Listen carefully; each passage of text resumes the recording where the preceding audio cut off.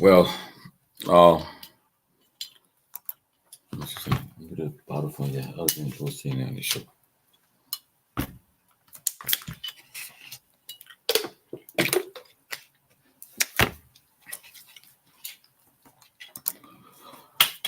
Good evening. You guys can hear me up there. Good evening. Good evening, wherever you are. Another edition of the closing argument. Sorry, guys. We to get people come from work to get started. Let me find out you guys hear me loud and clear. Okay. Patrick Kennedy, you hear me loud and clear? Patrick Kennedy, James Kuyata, you hear me loud and clear? Michael Godwin Johnson, are you guys hearing me loud and clear? Just let me know. Okay, the guys are hearing me. Okay. Welcome again to the closing argument. Another edition of the closing argument. Today is Monday, May 13, 2024. We're glad to be back on the closing argument. The other guys will join us later. We got lots of news to share with you guys. A lot of breaking news. A lot of breaking news coming up. Especially as regards the asset recovery team. The news is not good coming from about the asset recovery. It's not good news.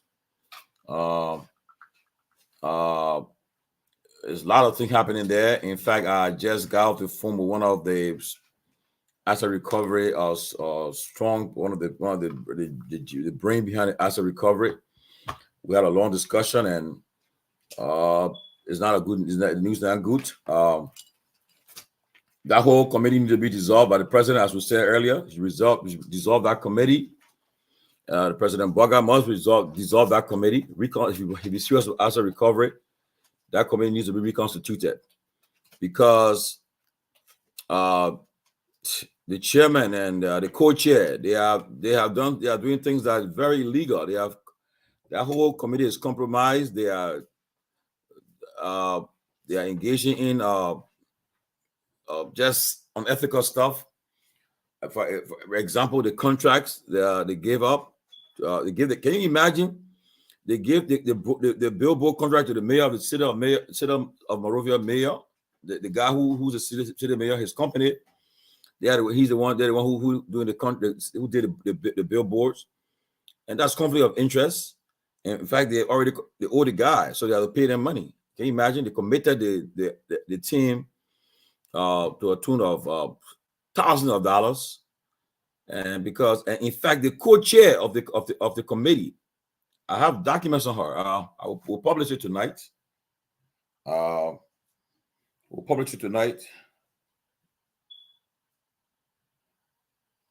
It's business as usual. It's business as usual. And I think what happened is just not fair to the country. And we must we should not allow this to happen. Okay. Okay, I have here. Oh, what's up, man? Man, I'm well. I'm doing well. Happy Mother's Day, brother. I mean, how was your Mother's Day celebration? Oh, it was great. Yeah. In fact, you and I, we ended it together yesterday. That was good. Yeah. I enjoyed that beans by the deacon. The deacon cooked that beans, that kidney beans. Yeah, deacon Alfonso Blaze. I told his wife, I said, told our big sister, to Blair, I said, your husband can really cook. Yeah, that thing hit the spot, man. It hit the spot because after we came from that Mother's Day program, the old timers, and we had to make sure that something was in the stomach, Yeah, it hit the spot. It hit it. Yeah, it was well seasoned, and it had everything in it. Oh my goodness! Look, everything. So it was great. To other mothers, I hope you had a wonderful Mother's Day with your family, your children, your husbands. and all of that, man. I hope you had a wonderful, wonderful Mother's Day. We did. I had Julius. Good to see you. So I had a wonderful, wonderful Mother's Day, and we had a great celebration. Everybody. So I hope you did. I hope you did. And we are back again. Today is Monday. We are back again, and looking forward for another exciting conversation. Very exciting conversation. Julia, good to see you, man. Yeah, you too. Can you hear me, Julia? Yeah, I can hear you. Can you guys hear me? Yeah, yeah, Sure, Yeah, sure, sure. yeah. yeah. Good to be back here, Dr. Peabody and St. Tomalin, George. Hope you guys had a wonderful time and celebrated your mothers and other mothers in your family. It was Yeah, good to celebrate them for their work. So yeah, yeah, good to be back here. yeah. Yeah, So happy Mother's wonderful. Day to all our mothers again, the world over. I want to say thank you for the good work you guys are doing. You do for the raise of family and to give birth to men and women that are leading the world today. Uh, all we can say is that we salute you and continue to pray God for strength and good health and longevity. But guys, a lot's happening. As I said, I've been on this as a recovery on the beat all day. I've been trying it, and I finally managed to get some information. Uh, for instance, the asset recovery team, guys, it's a joke. President Boga needs to immediately, upon his return to the country, uh, reconstitute that team if he's serious about the asset recovery. I had a lengthy discussion with Comrade Martin Colley, and the only reason why he's not in the press now is because the president asked him to wait upon his arrival to the country. But he's very strong behind it. He made it clear with the president that that it needs to change. I'll put Julius, I'll send this thing to you. The co-chair of the asset recovery team. Uh-huh. She was accused of property of theft. But now how can you take another role to go look for something? And I mean, Wait. Tomalin, hold on one second. listen to you quick. If she was accused of theft of property, right? You are found guilty, I think. Sure. Of Yeah. it found guilty. Yeah. When did this happen? It happened in 2023. So it happened 2023. Yes. And then this information was available.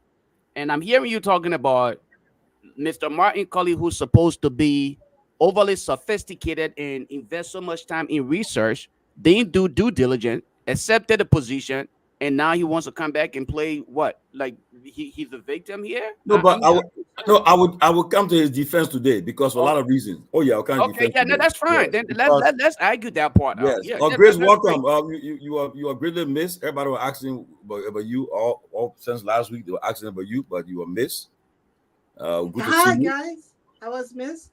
Yeah, you were missed. You're missed. You're Mother's, missed. Mother's Day week. I took a vacation with my Okay, girls. that was good. That was good. Necessary sometimes. Yeah. Lofa, you check your box. Okay. You're putting the chat. Messenger or WhatsApp? Messenger. You're putting it in the chat room too for Okay. the other guys to see it. Okay. Oh Jesus. So I'm happy to be here. Happy Mother's Day to me. Since Happy everyone's belated Mother's Day celebrating. again, Grace. Yes. You one of I'm those a strong mother. mothers. Yeah. Yes. Happy Mother's Day, Grish. Good to see you. Thank you so much, Dr. Peabody. Thank you, Lofa, for doing it. I was waiting for everybody to say it because you're not like to be special, right? I want everybody when they're done saying it, I say mine too. But anyway, happy belated Mother's Day. Thank you so much. I appreciate it. Look, a lot of guys, the issue of the asset recovery team. I just got our about to come on the show. The Minister of Foreign Affairs, somebody gave me stuff. They just told me that the foreign ministers, they hire a lot of consultants there already. For instance, if you're an assistant minister, they got consultant for that job. If you're a deputy minister, they got consultant for that job. And all these things, we need to dig deeper and find out what's going on there, because they said that it's a complete. Now the people at the ministry, they are the ones who are now coming up to talk, coming to people. And I told you guys, I said, look, just wait. News will come to you. They'll bring news to you guys. Bring news to us. Yeah. And one thing I like about our platform, we don't run behind people to come on our platform. We don't run behind people. Now they're coming up to us now. They're telling us that look, the Minister of Foreign Affairs, there are issues there that we concerned with, and a lot of things happening, and we're not happy about that. The same thing with this asset recovery. The guy that calls Sam Steve Queer, they say he put a lot of people on this committee that they have no idea what they call asset recovery. They have no idea what the job entails, and he put them there. And that year they faced with the problem they are faced with now. It's a serious thing going on right now. In fact, it's clear that like I was saying, Martin has threatened that if the president do not address this issue upon his return, especially the removal of the chair and the co-chair, he will definitely be resigning, coming from that committee.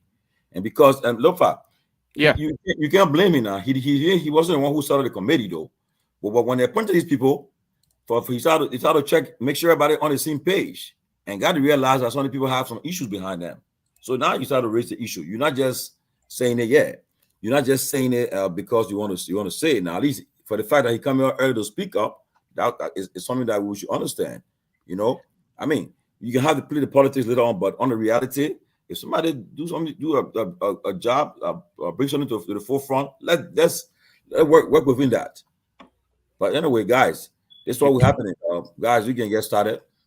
Are you so Tomalin, you done? Let me Yeah, like I'll let Grace to go first before I even give my position on that whole coming out thing and discussing it, because yeah, I'll let Grace to go first, and then I will jump in on that Martin Cully and his pretense. Let's just say it that way. I'll start off that way. Go ahead, Grace. Yeah, concerning the foreign ministry, you know, we all are hearing news that the foreign ministry is just actually like the people there don't know what they are doing at all. I'm just surprised that when positions are given out, why are these people having consultants? Are they not? They don't know what they're doing, because I don't understand. If you have the experience and you have the education, and also they give you a job training on the position, telling you exactly how you're supposed to execute the job according to their policy in that particular ministry. How in the world then they still need consultants this early day in the position, because Joseph Walker just took over? So it means that this is a waste of the country resources when it comes to that. And that's the reason why I sat on this platform and I said that I did not think that the foreign minister was well in the capacity to have been appointed foreign minister, minister of Liberia. For you to be a foreign minister of a country, you have to bring a lot of things to the table, not only because you work in a certain position with a certain international body, but you have to know exactly what you're doing, because relevant experience is different from, irrelevant experience. You have to have a relevant experience to that particular job that you are appointed a head, not just a regular person, but just to be the head of that ministry. You have to know exactly what you're doing. You have to also have international contacts, I mean, in that particular line of work, not just because you held a position, maybe with a high-end organization means that you can do the job. And that's why Librarian are always fooled, because once they hear that certain people work in certain places and maybe they were there for amount of years, they say, oh, yeah, this person working this place, but doesn't give them the ability or experience to do that particular work. And that's why Liberia will suffer. We will have another empty 6 years. Because for me, I say that because I expected that with all the criticism that they gave Georgia, I expected this government to come in, hit the ground running, with people already know exactly what they're doing. Joseph Boakai came to America. He has not met anybody in high-ranking government officials in this country, because the contact is not there. And they don't know the people to be able to step in that place. And as foreign minister is supposed to be one of the people that even align him with certain people, because of that contact and that relationship, to be able to meet these high-end government officials in these different international countries. But because of the lack of I don't it hurts so bad that most of the Liberian people jump on a certain side within the elections and within the campaign because they saw that side had more people, but they did not realize that joining a side because it had more people does not take Liberia anywhere. It's winning or action or winning will all doing anything substantial to help the nation is not winning. You win at the end of the day, right in the beginning, the people start to fail, mean that you fail. You see what I'm saying? So by you winning on a winning team, it's so sad to know that the mindset with all the education the people have, the mindset of how they think, their mindset is so poor when it comes to these things, and because of that, it's bringing our country backwards and backwards. And I'm so sorry that we have not seen nothing yet, or that this government lay down and say, you know what? Just what in Ocean City with my sisters, Lawani women, we went to do a Mother's Day program. And we went there for 3 nights and 3 days. We're just driving the city, doing the boardwalk.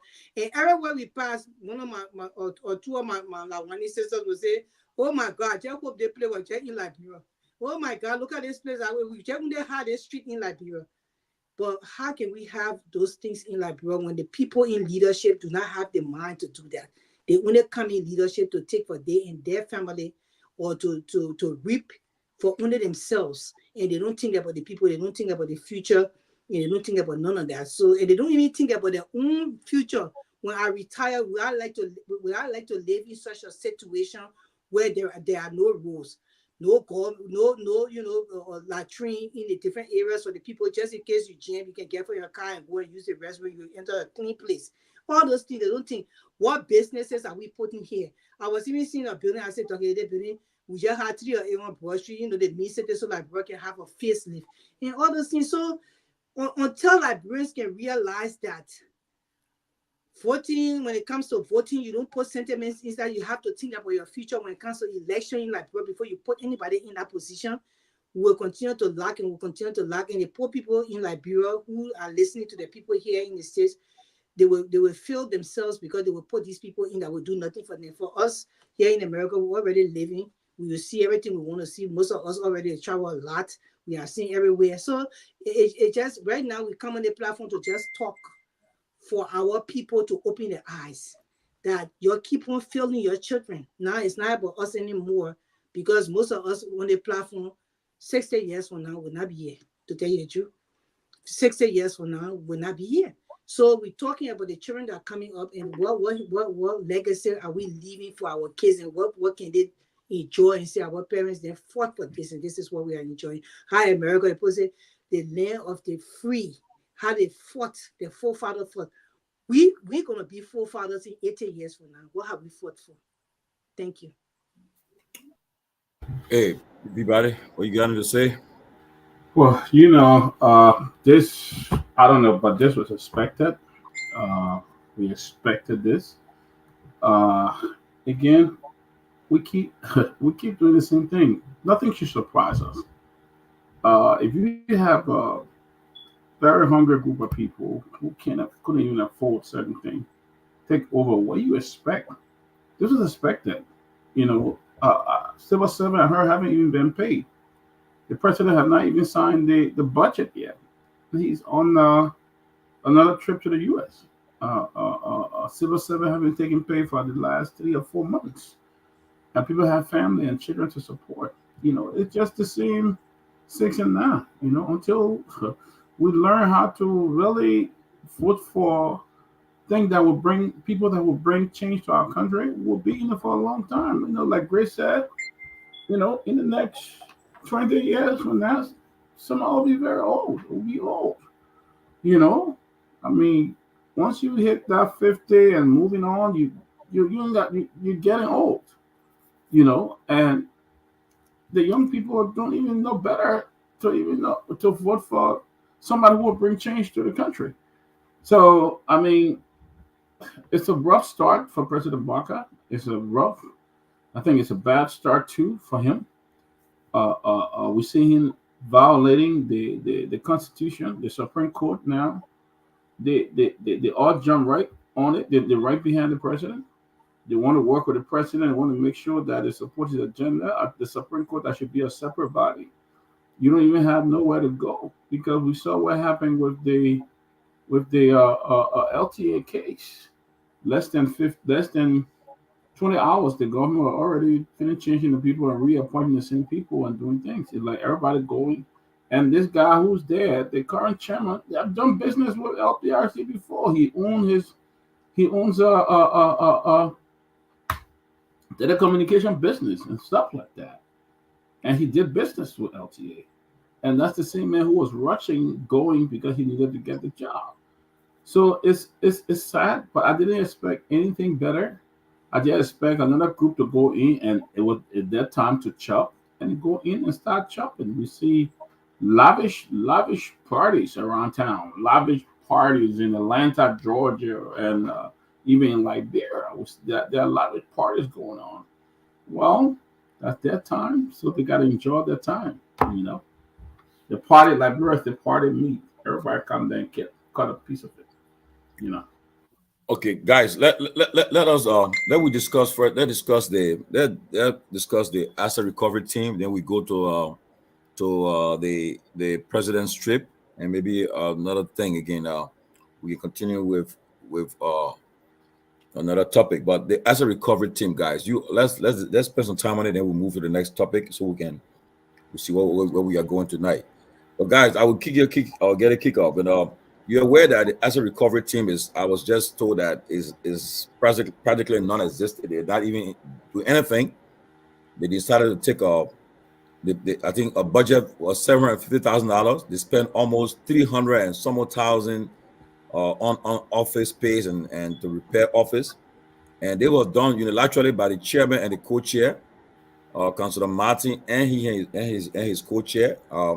They did it with all the input of the other members of the committee of the team, and they spent I think four billboards at $9,000 each, and that company that did the billboards, the city mayor of Monrovia, the company, and it was done through the co-chair. She's already been she was accused of property theft.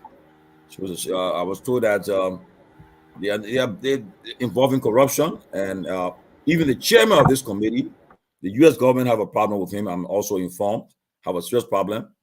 But I don't know how the president, in his own wisdom, would have appointed the chairman and this lady on this committee with all of these things behind them. And now it is coming to light.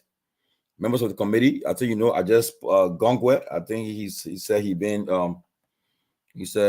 busy with party officials. That's why you're not able to reach to me quickly.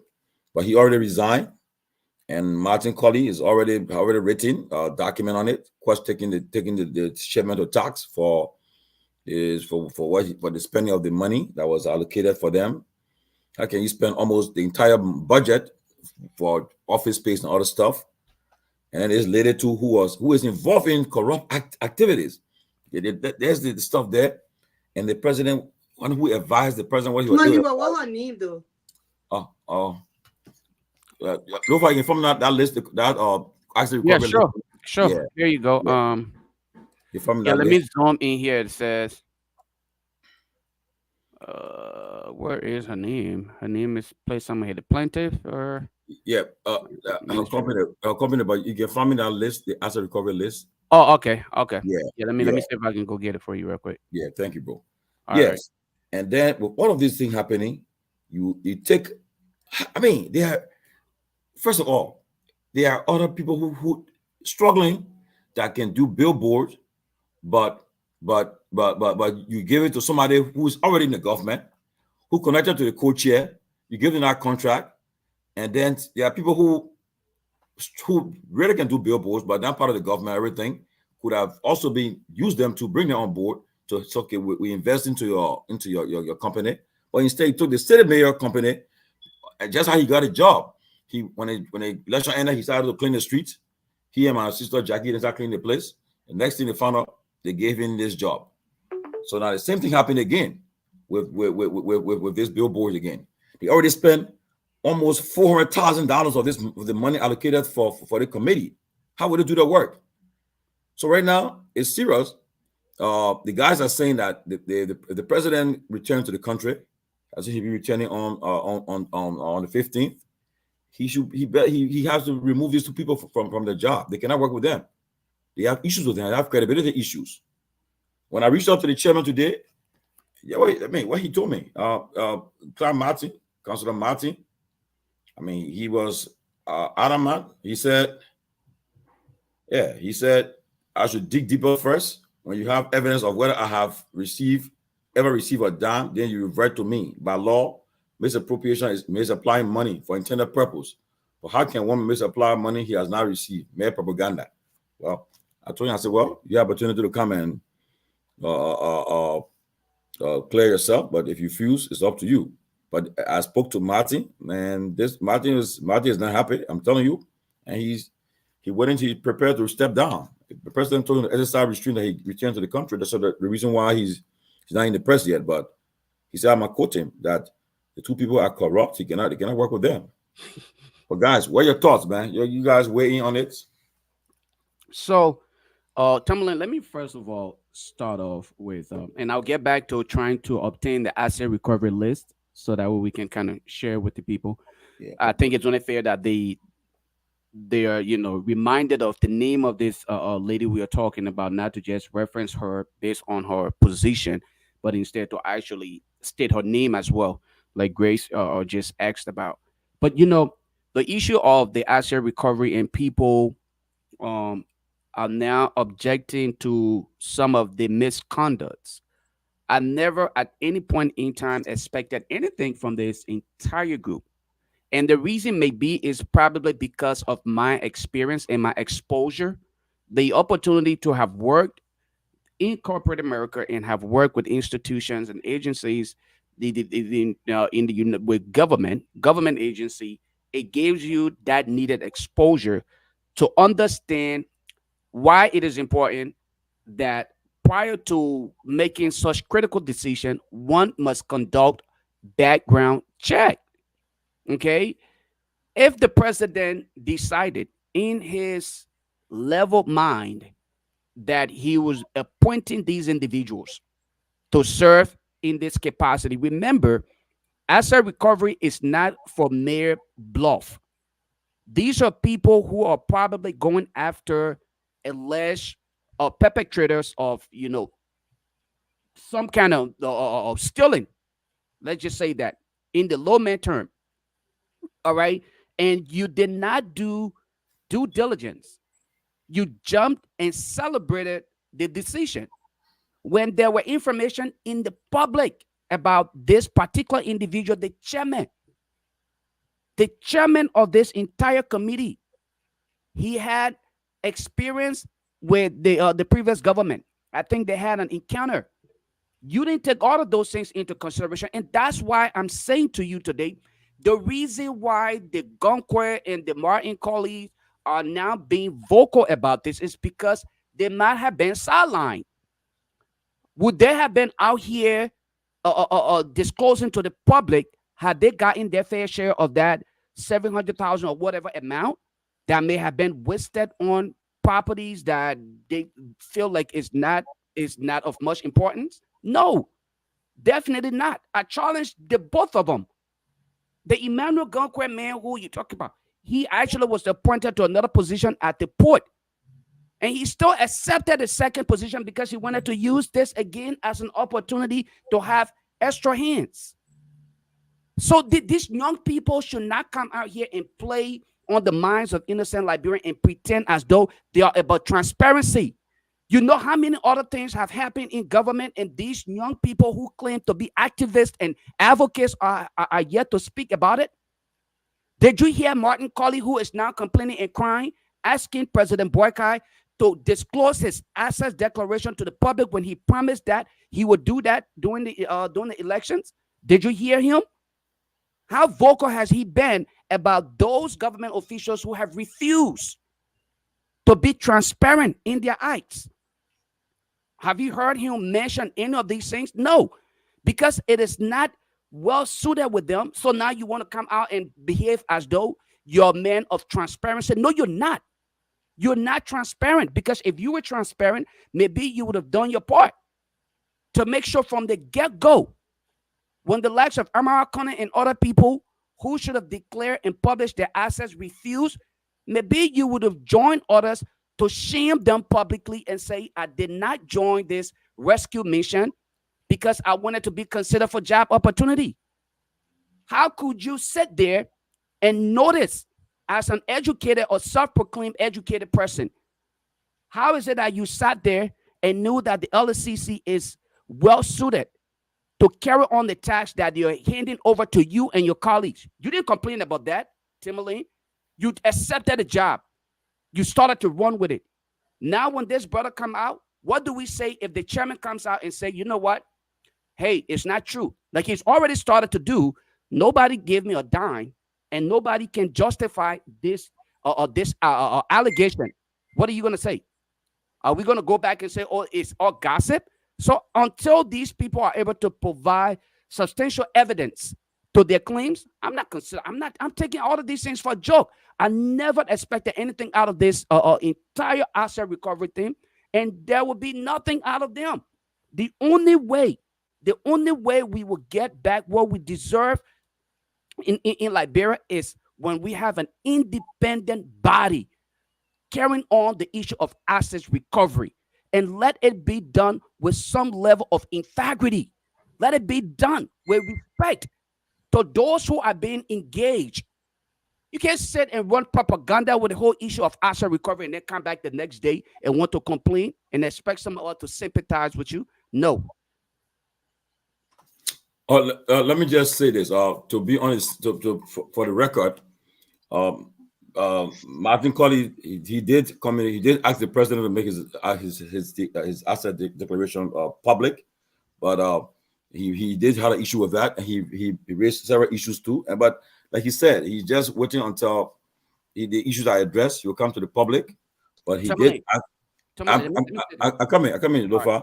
Mm-hmm. So I'll be fair with him. He did inform me that yes, he have asked the president to make public his asset that he declared. Okay, there are some things when you're part of an institution or some organization, you started in-house first. If you cannot find you're not being your request is not being adhered to, you go public.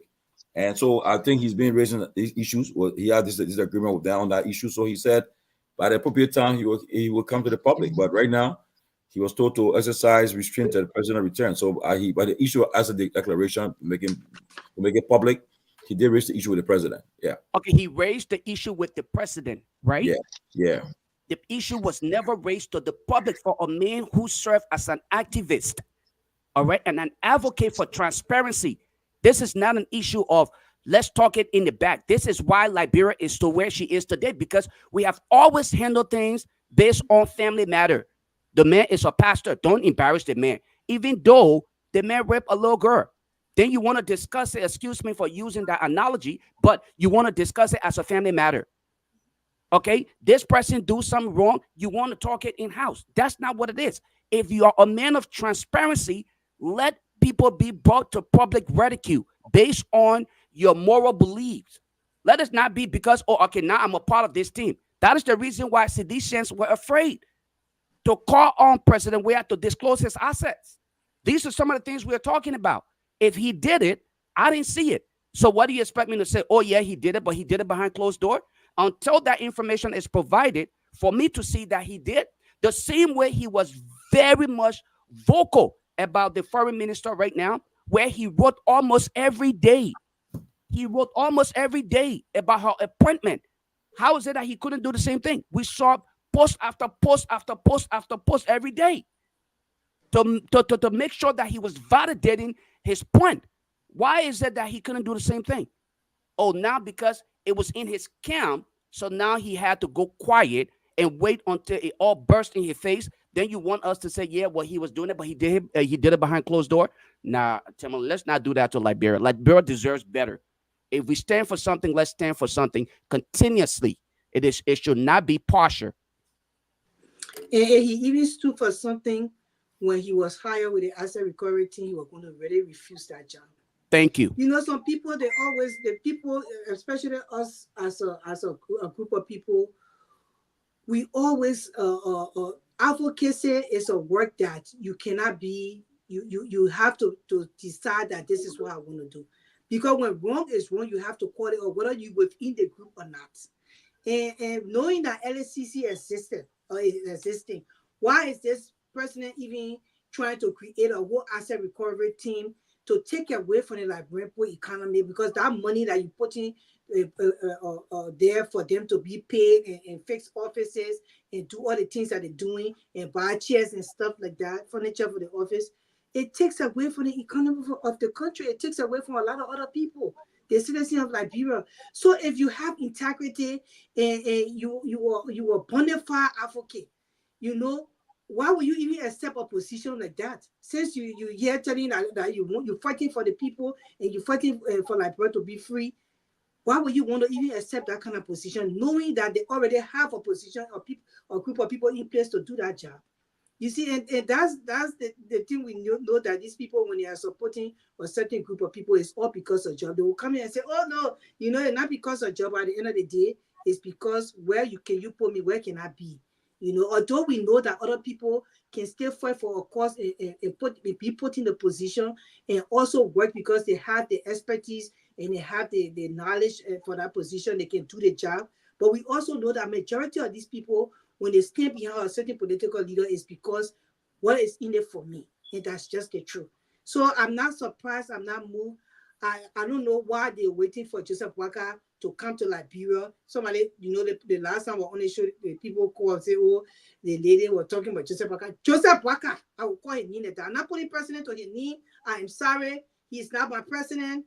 I'm not going to put president to his name. I live in the States. Liberia is my home. The president that I think will make a difference in Liberia, I will put president to the name. I have the right. That's my right. I can say president. I can also say Joseph Waka. So Joseph Waka do not have to come to Liberia for things to be done.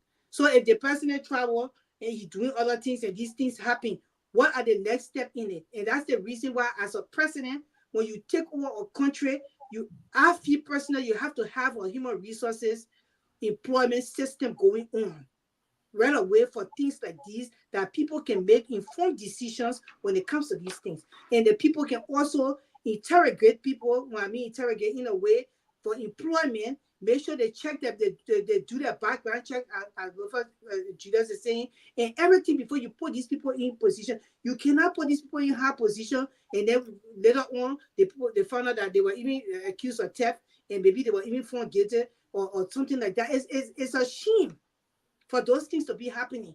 You have to do proper vetting and proper background, you know, checking and everything for these people to get in these positions. So I always say that in Liberia, they're supposed to have like HR, human resources, employment relations system just for all these things to take away that brain. The president cannot be hiring and they see that after they confirm, but then he firing. He alone cannot do anything. And then the focus is on the president of Liberia take everything initiated too much. And that's the one that is killing our system. But anything about investigation, I would not even think that they will do it because they're here for the inauguration. A whole lot of money got missing. You hear anything since that time? Fine. We hear nothing because the woman who was accused is a friend to the president's wife. So it's a family thing. It's not nothing going to happen when it comes to this. We will just expose these things for the Liberian people to hear it for themselves, and we wish that they can do better. And I wish that we can get the woman name that is responsible for the kind of things that are going on, so we can announce these names for our people to know these people. Because at the end of the day, nothing will probably be done with this whole thing. It's just going to go under the bridge again, be swept under the rug, because Joseph Boakai government is a family government. This man came in and he hired his friends and their children and also all his neighbors and the people that he promised when he was in 7th grade that the day I become president, that will hire you, I will put you in a position. So what are you shaking and you can't even stand up anymore? You will still put you in a position because it was a promise. This is not about changing Liberia to be a better place, but it's about, you know, what is in it for us and what can we get in it. You know, they don't care about the regular people of the country, the regular citizens. They don't care, but then it's all about them having what they want to have for they and their children. And Liberia will never be a better place like that. And you will not enjoy this kind of thing because if the country cannot be fixed, I don't care, you can go pay your mansion. The road leading to your mansion will spoil your car. It doesn't benefit you either way. There will come a time you will not even have money to maintain that car, so you will end up suffering like the rest of the people. So you use your brains and do the right thing for the country so the country can be okay. You know, do the road connectivity, you roads. You run your campaign, all the things, let it happen. You know, and prosecute people because nobody one day like Abraham going to jail for corruption. Every time we hear the person did, the person did. Have you ever seen anybody going to jail for corruption in the people government? No. We want to see them beating the poor people who go steal small bread to eat, or they stole someone and shot the program because they were hungry, that the people they will execute and beat to death. But when it comes to government officials, we have not seen one person going to jail in our country for corruption and stay in that person and say, you know what, that person went to jail for corruption. Never. We got yet to see. So yeah. The lady, the co-chair name is Mama Robertson. Yeah, she's the one. Mama Robertson is the co-chair. So here's the list. You want me to read out the list, Tomalin? Yeah, read the list, the name of the list. Okay. So we have first on the list is Councilor Edwin Clapp Martin, Chairman, Miss Maimon Robertson, Vice Chair. Okay. Mr. Alexander Coffey, Member, Special Advisor. I heard this dude is also terribly corrupt. The coffee person here, I heard though. Mr. Martin Colley, Member, Good Governance Activist. Listen to his position. Joking. Mr. Ahmed Dempster, Member, Honorable Emmanuel Gonkwe, Member, Advocate. Dr. Rennie B. Jackson, Member, Public Policy Expert. Miss Angel Andrews, Member, Youth Representatives. Miss Victoria Mosiman, Member, Business Community. Mr. George Moore, Member, Security.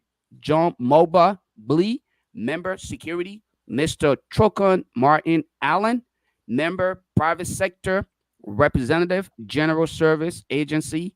Representative, Liberia National Police. Representative, Ministry of Justice. And then the Minister of State without portfolio, special, blah, blah, blah, blah, blah. That's the rest of it. But yeah, those are the name of the commissioners, I believe, and members of the asset recovery team. Yes, but again, I'll say this though. I know people. When you're on these talk shows, you take your political hat sometimes.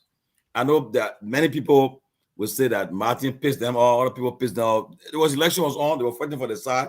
He spelled out some things, but honestly, most of the things he put up, people are yet to come and you can come and refute it. But an issue about he raising this issue now earlier about this committee, I think it's the appropriate time. He waiting to say they will go deep into it, but so I think I commend him for raising the issue about the money that was allocated to this asset team and the way it's being used.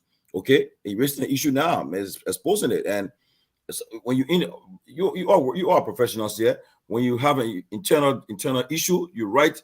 Like he said, he didn't know how that letter his communication was made to the public, but he communicated to the president. The president told him that I'm out of the country. When I get back to the country, we'll discuss it because he threatened to resign. He won't leave the committee, and he maintained that if these two people need in question, if they are not removed, he'll definitely be stepping aside.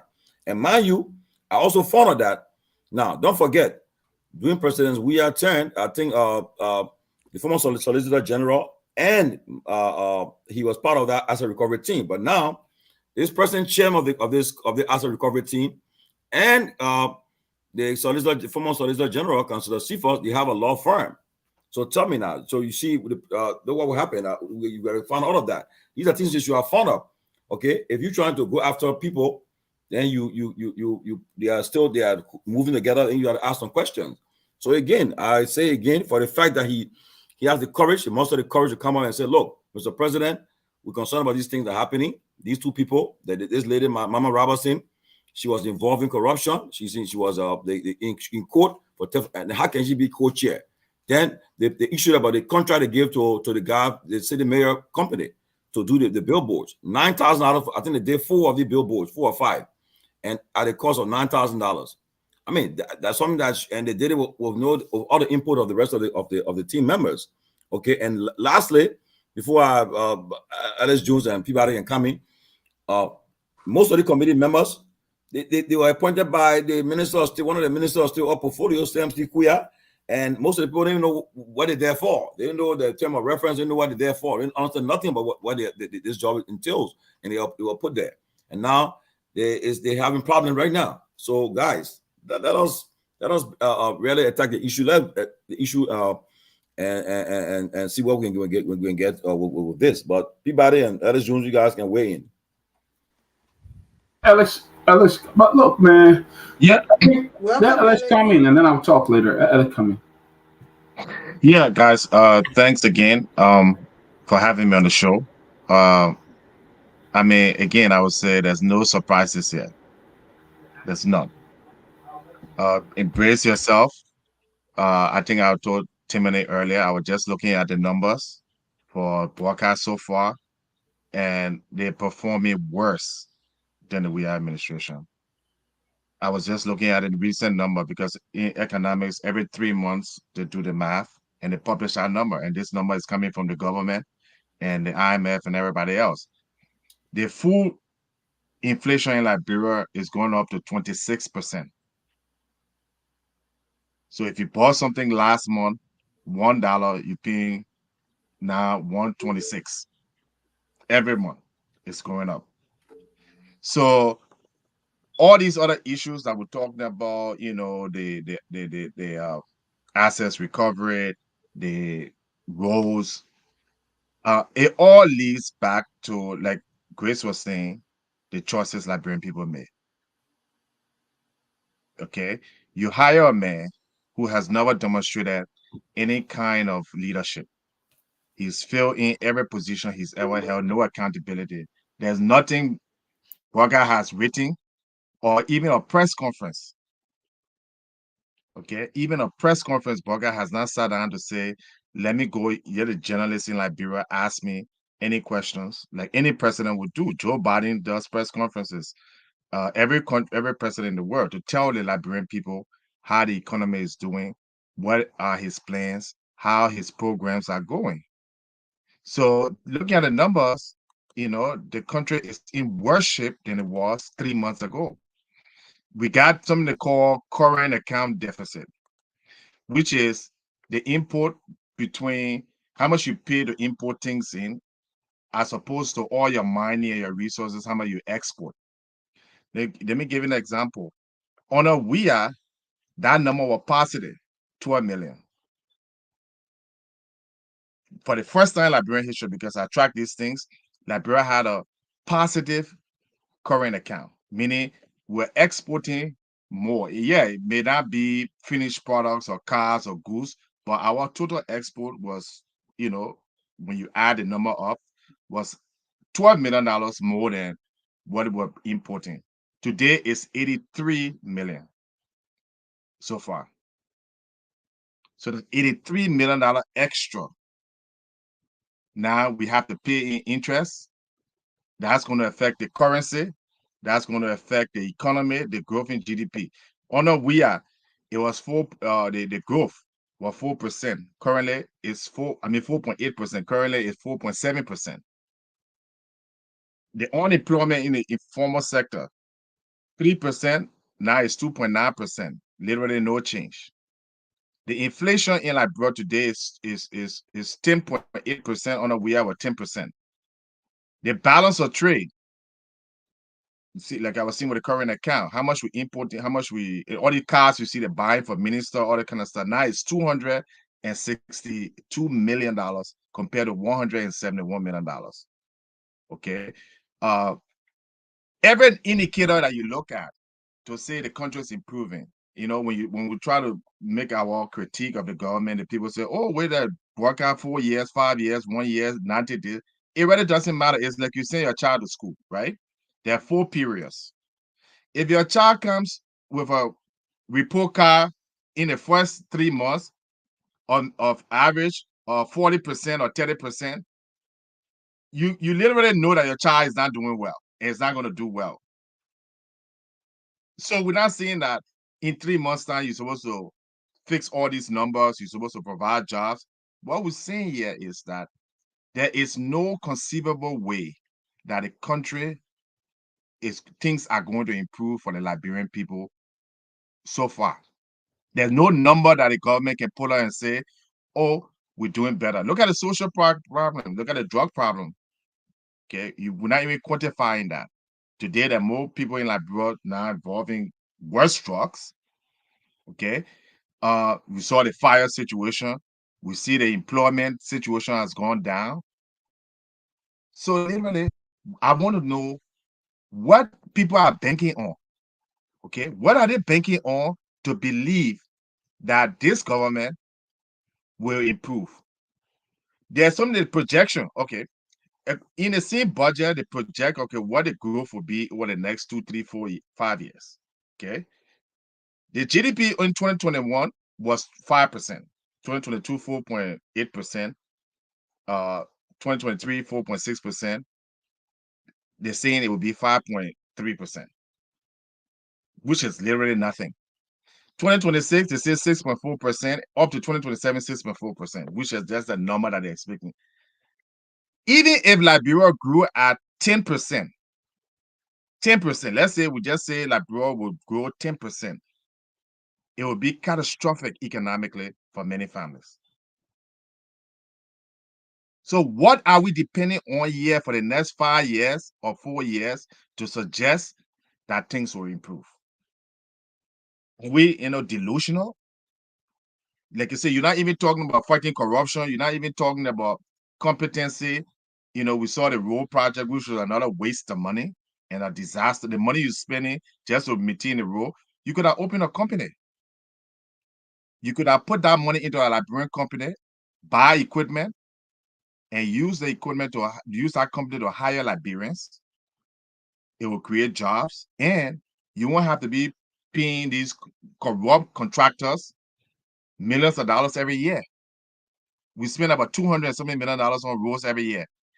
$22 million, you can open an airline like Liberia, domestic airline, or even a regional airline like Liberia with $22 million.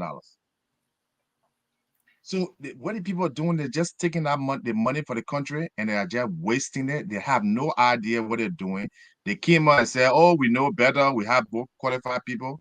The Minister of Public Works was here. He couldn't even answer a basic, simple question of what kind of analysis do you do before you fix a road? You just get out in the morning and say, I'm going to fix the road in Tapata. You don't do any, you don't conduct any research. You don't do any analysis. Like somebody in high school, basically. And you say you got an economic degree and you say you got a business degree. That's the kind of people that are running like people today. The men were ready. You're hurrying. Ask the question, Larry, ask the question. Where in the world, even in your household, before you cook, you determine how many people are going to eat, right, Grace? You determine at the end of the month, you determine, okay, I'm going to cook this soup today because there are 4 people here, there are 5 people here. I'm going to cook 2 cups of rice.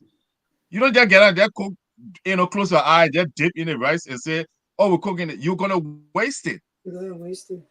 But you know what, LSD, so, the kids, they're not wasting it. It's all about pocketing. It's strategic. Yes. They're not wasting it. They know what they're doing. Yes. So guys, stop there, but the numbers look bad. Yeah. We're concluding on the asset recovery team. But let's conclude on the asset recovery, then we can make right. So Peabody, you got anything to say on it before we move forward? Man, I knew it would have been a failure from day one because the first thing, they were so anxious to wish hunt people. They went about and start seizing cars without even having the legal right to do it. They went about, just saw people car and took it, and they didn't know what arrangement was made. They requested a huge sum of money. They wanted almost $1.something million to deal with the asset recovery. There was nothing in plan. I don't think anything is wrong with asset recovery, but you must be able to establish how the person got it or how the person did it. You had nothing like that. You had no clue. You only saw a car and said this car was government car, and you wanted to seize it. And for people, it was all about grandstanding. So people could say, well, these guys are working and these guys are doing their best. We saw that same thing with the drug agency, and that's why you see the two leaders when they were going back and forth at each other. The director, the deputy director general. I understand they were arresting people and then freeing them in the evening just to grandstand and show that they were, Hilarious. you know, yeah. So uh, uh, uh, uh, uh, nothing was put in place. They didn't plan it. As I said, I think the idea of recurring government asset was great, but they did not plan it. They had no clue of what they were doing.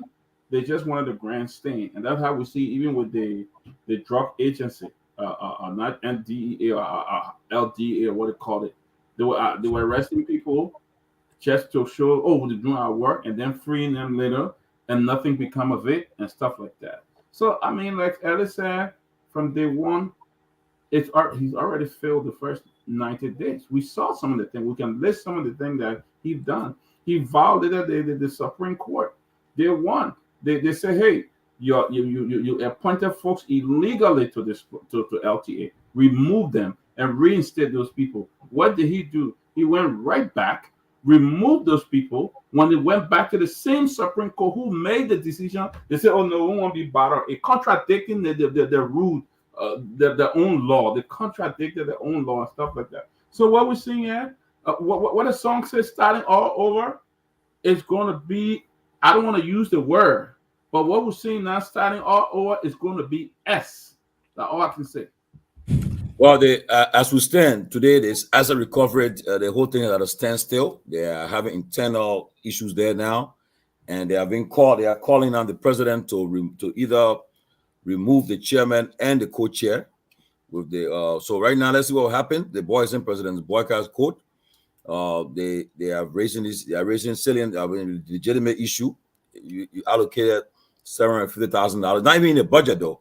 Yeah, allocated the money. I don't know where they found that money from. They allocated $750,000, and already they are spent. In fact, there was suggestion was even made that they should take care of one of these buildings, one of the buildings in one of the government buildings to use it, but because just to save funds. But then they said no, one building. So he spent $300 and some more $1,000 on repairing business, getting a business. So Timothy, let us ready try to be balanced here and say allegedly. It is alleged. Yeah, It is alleged because this is coming from. Thank you. It's alleged, okay, but at the same time too, we see documents of floating around, so we will continue to let him come and. That's why it's important. Lofa, you see, one of the problems that we face is that if I'm accused of something and people reach out to me, it's my duty to come and to be heard. But if you refuse, people start making assumptions and everything, then who you blame? And we see communications there. Right. Honestly, I reached out to the chairman. I just read what he said to me. When I reached out to him. So now his members are calling on the president to remove him and his co-chair. The co-chair, as you saw the documents, he's involved in theft of property, right? And then they gave a contract to the city mayor's company. It's the city mayor company to fix billboards and whatever the case. Now they're at a standstill, and now they're not going to go anywhere. So guys, just my only thing I wouldn't yell President Boga would do when he arrived in the country, whether he would reconstitute the committee or he will remove the chairman or the co-chair or investigate. We'll find out what happened in the next few days. But Tomalin, if you allow me, give me 30 seconds to just say this, right? And I hope your hope is not high. If it is, let me be honest with you, grab a bottle of cold water and bring it back down because nothing will be done about this thing. Martin Cully can take his bag and walk away. Emmanuel Goncourt can take his bag, walk away. They can resign. Honorable Boykai would do nothing about this. Those in position will retain their position because Honorable Boyka himself don't even believe in the idea of asset recovery. And at the end of the day, this will all die down and not a darn thing will be done about asset recovery. Take it from me. And I'm just being upfront, honest with you. Considering his governing style, nothing will be done about it. This individual, Councilor, whatever his name is, will stay in that position, and the rest of those who are being alleged of corruption or thievery, they will stay in that position, in those positions, and nothing will happen about it. I can just assure you that going forward, you will only talk about this upon the return of the president from his trip. He will say nothing about it, or he probably may just gloss over it, and then we'll go right back to where we started. And those guys will stay in. The Martin and other people may decide to resign, and that'll be it. The rest of them will just continue just as business as usual, and we will continue from where we started. Nothing's going to come out of it. You can bet on this. You can take me to tax on this, but this is where we are. Nothing's going to come out of it. It will be right where we are. Toga, what to see? Welcome, Toga. You want to weigh in before we move on? Yes, thank you. Um, I'm glad to be on the show. It's actually raining cats and dogs here in Monrovia, so if for any reason you're not getting me clearer, please let me know. Oh, you're loud and clear. Yes, but it's really raining here. And hear the sound, yeah. But I think I heard Lofa talk about the asset recovery, so I guess you spinning on that. I think from the very beginning, the asset recovery was on a road to failure. The first thing from the way the appointment was done, the fact that you took a group of people who were just overzealous, have just come from the political campaign. All they just wanted to do was just to pounce on people. They did not put into play a roadmap. They did not put into place some policies and programs and how they could do all this tracking. It's very easy, especially with the issue of logistics of vehicle or stuff. You have a system from the GSA, for example, that you could just follow, and you will know whether or not John Brown has got a computer from the government that he's keeping somewhere, or he got a car from the government that he's keeping somewhere. It was easy to track through the GSA. In fact, it's my understanding that the GSA has a subdivision or department in almost every government ministry and agency. So these people have a full, layout of the different materials and logistics that government got. But the first thing people started doing was to stay in the street and just embarrass people. And some people who did not even want embarrassment didn't even want to get in the street, because people just stay on the street, put a roadblock, and if you're passing, they asking you how you got a car. When you bought a car, the car seems to be for the government. Who wants to go through such embarrassment? Or because government were buying maybe jack pickup or raffle, and you were just packing them. So the whole system was faulty from the very beginning. And that's what was happening. It was very embarrassing that people were just standing in the streets of Moria and say they're tracking Anka. What was big about even going to the GSA? Look, GSA on your watch for the last 6 years, how many vehicles were bought? How many computers were bought? How many debts were bought? Who did you assign these things with? That's the way to begin. And you're able to track it. If you ask John Brown, the record we have before us is that you had a jack pickup, but we're not seeing that jack pickup now turn over to the new government. Then you have an issue. But why? Because I own a car in Montreal that looks like a government car, you must stop me in the street and embarrass me. And somebody who just watching, and you get cameramen. Everything everybody is doing now in the country, it must be on camera, right? So you got 3-4 journalists holding a camera on you, and they asking you. Then somebody on the street, they say, that Biera, they got a people car. It was too embarrassing the way they started this entire process. So I, for one, knew they were hailing for failure. It was a whole vindicative stuff. I know everybody had heard about this whole gracious ra and all that kind of stuff from the very beginning. And everybody knew it's owned by Fina Bono and all of that. Now, the system was not put in place. Immediately, everybody been talking about, the cars are owned by Fina Bono, this, that. The first thing, let's pack all the cars in Montreal. Come on. All those cars put together probably may not even pay 40 or 50,000. Because the higher for some of those cars would be around 3,000. Now, if somebody is earning between $5,000 to $6,000 a month, and you put it over a 6-year period, that person can even be convincing and say, yeah, what I earned in the last 6 years, maybe it's over $150,000 or $200,000. I can still buy it. So the thing is, the way, and you're requesting too much money. You say you wanted 1.9 million. You can't get 1.9 million to be running after $500 or $1,000. The country gave you like $1.9 billion. You should be serious about how you fight these viruses and these situations. But the way the guys were moving about is a problem. Now, another thing, take for example, our own friend Martin, for example, under our laws, the president must commission you so you can start work after your nomination process, especially those who supposed to go for confirmation. They nominate you, go for confirmation, you get appointed, and then you get commissioned to do it. You said abroad. I understand all the corruption part in racing with Clamartin, for example, Councillor Clamartin. But they too have an issue. They too have an issue. And they're not talking about their issue.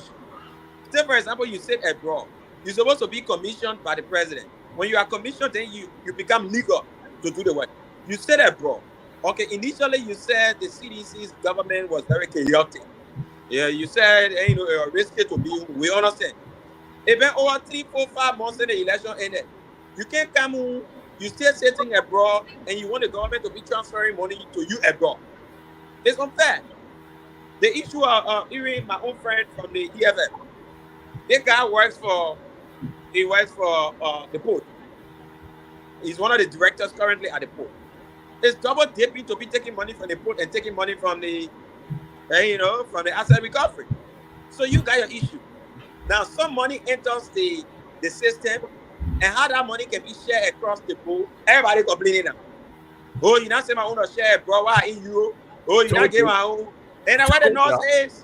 That's what the North is about money. But nobody's going to tell what the real North is. Over 600,000 to 700,000 were passed by the legislature. I know the legislature actually honored that budget. And it was because of some of the earlier statements they made. Oh, we're coming for the lawmakers. There you go. Even if the lawmaker will come for you. So I think all those ones put some fear in the lawmaker. They reduced the budget drastically for the asset recovery, by more than 60-70%. Now, the small money that is there, the first set of money that was sent to them over $312,000. Now, somebody is running with that money and wants to use it at their discretion with all the involvement of everybody. That's where the problem is. Somebody thinks that the money should be apportioned by the department. So say I am presiding over asset, I'm supposed to get my own budget. So you put my own 50 or 60,000 in my budget. So I will control it. The other man who controls certain logistics say you put the money. The other man who controls research say so they want like a whole government that everybody can get their own budget working in. Now, the head of the asset recovery says no. It must be overly controlled. And this is what the problem is. So they don't want to come to the public to tell the public what the real problem is. And they passing and beating around the bush and making it appear like corruption smelling here, like corruption, somebody writing 10 pages and all that kind of thing. They should tell the public if they're not serious about the asset recovery thing, and it hasn't been serious from the very first beginning. I think they need to go back, sit down. The president needs to reconfigure it because actually there are some serious people on the asset recovery. Let's be frank about it. There are some very serious people on the asset recovery. It just needs to be reconfigured and redirected so that the right thing can be done. Well, now that it's in the public, one thing I like about these things that they're in the public view now. So we heard the communication from Martin, saw the communication from Emmanuel Gonkwe, and we'll see what happens. Let's see what happens. Let's see how they will be handled, and we all are watching. We'll see who's telling truth, who's been truthful, whether if at all. 300,000 plus was spent on office to get an office and refix office, and then at 9,000 per billboard, you fix 5 billboards. We'll find out whether the city mayor company is the one that did that billboard, or we'll find out, and whether it's not conflict of interest, we'll find out that. So for now, we're gonna wait, and now all these stuffs are in the public. Let's see what will happen. The president will hear from them, and when he returns to the country. Like Lofa said he believed that the president would not do a thing, and let's see what happens. If he come and let things slide and it will be the same, I know for what I can see what happened. I know people will come outside now, and already we know this rescue team. They're already cracking. The team is there now together. As we continue to go on the show, you listen. I think I just somebody you were talking about the billboard thing, right? So yeah. say for example. And that's why they don't want the public to understand this. I mean, if somebody says 9,000 for a billboard and they make it a PLA, 9,000. Do you know how much to rent one gigantic billboard in the street? You pay around $3,000 or so a month. Now, asset recovery is not only about Monrovia. So technically in Monrovia, you might put around 4 or 5 billboards. Then you're talking about 15 counties. Maybe if you put one in a county, because I think they wanted something promotional about it. So technically, even 9,000 per month. Hold on 1 second, though. Is it for one billboard? Toga, hold on 1 second. Hold on 1 second, because Tomalin initially said he reached out to the chair, and the chair said, is there a way to verify as to whether he even received money? So now you're telling us that you're giving up price of billboard. So is it a possibility, because your whole narrative here appear as though you know or you're certain that funds may have been dispersed, and this is why the fight is in-house? So if the chair is telling Tomalin, and I'm taking Tomalin's word for it, that we need to be able to verify whether he even received money, where are you coming from with your own idea that, hey, they're giving a price on billboard? Because it's two against one at the moment. Martin's statement is corroborating with Gongwe. So that's where we come from. And they are the insiders. They are commissioners as well. Yeah, so but Toga, 2 persons saying yes, money actually came out. Okay, so Toga, I reached out to the chairman, asking about the issue that on in the public, and then what he responded, he said, dig deeper first. When you have evidence of whether I have ever received a dime, then you revert to me. By law, misappropriation is misapplying money for intended purpose. But how can one misapply money he has not received? Mere propaganda. So, I mean, it is what he's sending me. So come on. And then people ask, the question will be, as we said, they're gonna dig deeper. Whether there were money given, even the price, the cost of the billboards is not a problem. But why would you give billboards contract to the mayor of city mayor company when there are other? I'm sure there are all Liberians who can do billboards in our town. Why are you giving? Why do you need billboards? Why do you even need billboards? What billboard has to do with going to go acquire asset? That's the first question we'll be asking ourselves. It makes no sense to me. Everything's gonna come up. We'll find out what's going on. For me, I think the issue of billboard is more like a PRO stuff, right? Like before we had LACC billboards around Maria, where they were talking about corruption and how to fight corruption, how to stay out of corruption and all that. So they normally would need these kind of promotional materials. All right, so I've seen that. Alex, very sensitive. But has that? And the other thing, but I posted that. Just 1 minute, please, Juju.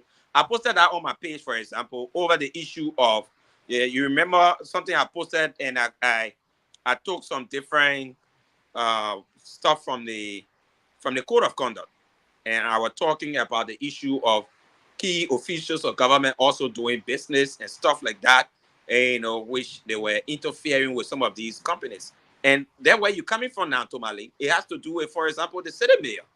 The city mayor of Monrovia is the owner of a printing press, and he's getting printing press contracts from serious institutions. He's not the only one. The representative from district number 8, Prince Toes, he also has a printing press, and he's taking serious contracts. All right. Another person is the guy who is the deputy at fire service, Edwin Tester. He has another big printing press. All these guys will tell the public that they've resigned, but they're still signing for themselves and taking contracts. Does that make it right? And it's very bad. Okay. Like you're talking about the city mayor. The city mayor has been running a printing press company for ages. You can't continue like this. You can't be taking contract from the same government that you work in. This is conflict of interest. This is wrong. This is corruption. It must stop. Guys, ladies and gentlemen, let us make progress. But will you understand that when people say that, excuse me, Tomalin, and now the people are supposed to bid for the contract, right? So if they're giving the contracts to the government official, mean that there is no bidding for the contract, you're still taking away from the people you're working with. It's just so crazy. That's the issue with raising and grace, because they happen in the UP government, happen in the CDC government, then it happen in this government. People have been so it's like We talk about change. It's like again, it brings us to our second topic of discussion: the president's visit to the states. I mean, the U.S. I heard the president talking. One of the, a good rabbi is here. Rabbi is in Atlanta. He will share with us a lot of we get a lot of talk about what happened in Atlanta. But for instance, the president urged the president of telling people in Atlanta it's completely different from what they're doing. The people we are talking about now. Okay, you because this guy, when the election ended, he started to clean the city. He volunteered to clean the city, and now he paid to get his mayor job. Honestly, people may have problem with that, but look, Dwalu was one of the guys who were up for that job, and I believe that Dwalu would have done a good job. I mean, trust me. I mean, we may not agree politically, but I think he was up to the task. But again, because you rescue people decided to take that way. But again, and then as we speak further, I heard DeLon. I just got a clip. DeLon is going to complain that the president, he mad with the president because he have yet to make his asset declared public. So you see, but I hope DeLon will have like he used to have a podcast show to do that kind of a podcast where he create awareness and express his displeasure, what's happening. He even complaining about the money they're getting now, that they're not happy with the money they're getting, all this stuff happening. But guys, let's talk about the president's trip. If anybody gets wait, he's not happy with the money they're getting. What money? He's not happy with the money they're getting, so he's complaining now that the president did not declare a publish, he did not publish his asset. So how are we sure that what he's saying is ready for the country, or he just doing it because they never gave him the money now? And that's why we don't trust these people. Let us go on with the show, man. They should just be quiet. The president's trip to the USA, right, guys? Maybe I said somebody got to say something about the asset before we go on, but the president's trip to the US, critics are saying that they really want to see the returns from the trip. What the purpose of that trip, whether it will benefit the country. But I know when the president spoke at a program in Atlanta, he said the former consul general, the lady, Madam Black, what her name? Blanford, Cynthia Brownford. She said that she was going to explain the discussion they had with the people. But then when she explained, she didn't talk. I thought she would have said that Delta have agreed to start flying with her brother. She didn't say nothing. She just said that. She didn't express the discussion. But look, but Robert, you can get us going with that topic. So I want to say Miss Blanford is probably watching, okay, and I know her very well. She's like a big sister to me, and we've interacted. We work in the Liberian community. She's a great person, but I've got to be honest here. This all seems to be like, look, I think Miss Blanford is trying to get back into the fold. And there were serious discussions and things that happened under the CDC-led government that she did not necessarily agree with. I know that they would not like me to say this, but I will say this on this platform. Cynthia had moved during the last few months, or maybe a year or two of the Ellen-led government, second term. She had moved from one office to a bigger space where she had a personal assistant that I know very well. And she had a big office, and there were lots of unpaid, rent that the CDC-led government, did not pay, and all efforts to get some of those payments, were felt on deaf ears. So, the president trip to the U.S., especially to Atlanta, for me was a bit confusing. But before I even start, let me just say this to the president and the foreign minister, Sarah Beslow. Sarah Beslow is a member of my church. Her father was a deacon, Mr. Beslow, and he attended the International Christian Fellowship. She attended the International Christian Fellowship, and it's something that happened at church yesterday that I admired, and I have to thank the president for this. They recognize our late Bishop, Dr. William B. G.K. Harris, for his tremendous work. I spoke with Bishop on many occasions about Joseph Boycott, and I'm not going to go in details, but he was a guy who respected Joseph Boycott and who was involved in our community. And the fact that the president came in his statements at the church, he took some time to really recognize the late bishop, and he actually honored the late bishop as well. Bishop Kula was actually at church as well. It was great. And of course, the last preaching that was done a week before Bishop passed was done by Sarah Bessel. And a lot of people don't know that. She preached at the International Christian Fellowship. So it was nice that they came out and whatnot. But let me start with the meeting at the airport. You cannot come to Atlanta and talk about the any possibility of Delta resuming a direct flight from Atlanta to Liberia. And in those meetings, you're meeting with my airport managers. We know we know who were in those meetings. These are people that we talk to all the time. You cannot come to the city and want to talk about Delta, any possibility of Delta recommencing flights to Liberia, and you don't meet with any Delta executives, the people who actually have the possibility of making these decisions. This is the whole president of Liberia. We're not talking about the foreign minister yet.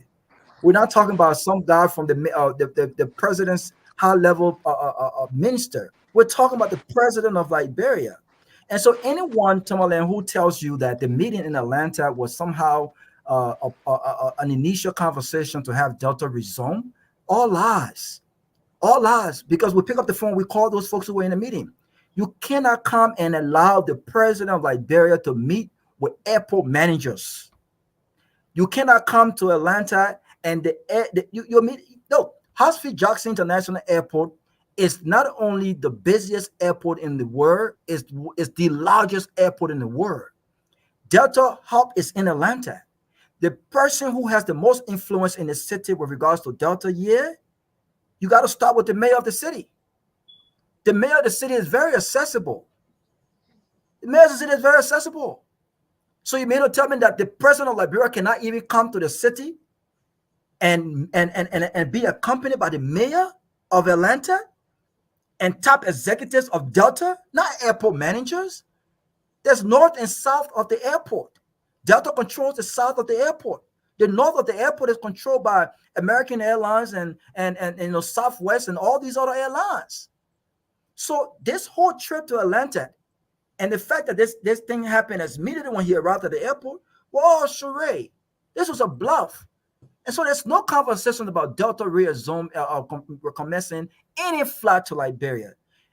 There were no decision maker from the executive level, Tomalin, at that meeting, and I was very disappointed. When we asked what conversations reached, this thing happened last minute. And I love my big sister Cynthia. She picked up the phone, and of course, she's trying to get back in the fold, and she was able to get a few managers from the airport to meet with the president. But I want anyone to tell me who were those top executive members in that meeting, and how long did the meeting last? What were the details? The reason why there were no one speaking in that meeting, the reason why you would not hear any update, is because there was no serious discussion held. And let me just say, Delta is currently flying to Ghana. And by the way, Delta is not flying from Atlanta to Ghana, because I flew Delta from the US to Ghana round trip. You have to fly from Atlanta to go to New York. So if the airline from Atlanta to Ghana have more passenger and is more beneficial to the airline Delta, right? Because you got more folks going out there, not just Ghanaians, business folks and so forth and so on. You want to tell me that Delta will recommence any possible from Atlanta to Liberia? It doesn't make any sense. But when the president of Liberia is in a state, I think it is incumbent upon us to accord the president of Liberia the level of respect that he or she is due. When you want to have conversations about anything major like that, you have got to make sure the decision makers are in the room with the president. If the decision makers are not in the room with the president, you don't denigrate the presidency by having the president in those meetings. They could have met with Sarah Bessel. They could have met with representatives from the president's office, especially when they're just airport managers. And one of the things I heard from one of the managers were that they were very surprised that the president, and this is not to disrespect to the president, I said the man is almost 80 years old. He's an older man. People could better understand what the president was saying. I mean, there was no energy in the look. The people did not have any plan as to, okay, if Delta there was no conversation about Delta recommencing any flight to Liberia. It's a long process, especially when you just have the airport managers in there. But this was a doing of Cynthia. She's a great woman. Don't get me wrong. And so if she's watching, she's a great woman. I know her very, very well. But it's clear here that she's trying to get back the consular office that's still on due payments that are due. This government will have to pay that. The office has been shut down. Visa folks have to fly to DC to get visa now from Atlanta or to New York. So she wants to get back in the fold. This was all her doing. But the service worship service was great. I thought that he did a phenomenal job recognizing the bishop. But Tomalin, let me just say this. There is absolutely nothing. There are no juice, nothing about anything concerning Delta flying or recommencing a flight from Atlanta to Liberia. This would not happen. No decision maker was in that room. It was all airport managers. And by the way, when I say airport managers, I'm not even talking about chief executives. I'm talking about airport managers. I would not have allowed the president of Liberia in that room with airport managers. You know, ladies and gentlemen, I don't know who really arranged this trip with the president to the U.S. The trip, the U.S. African Summit. I don't think any African leader attended that conference. I think Liberia, the only African president was President Boaga from Liberia, so forth.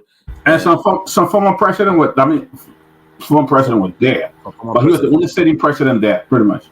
I don't know who organized this trip, but I really, the people, the critics are saying they want to know the benefits from this trip.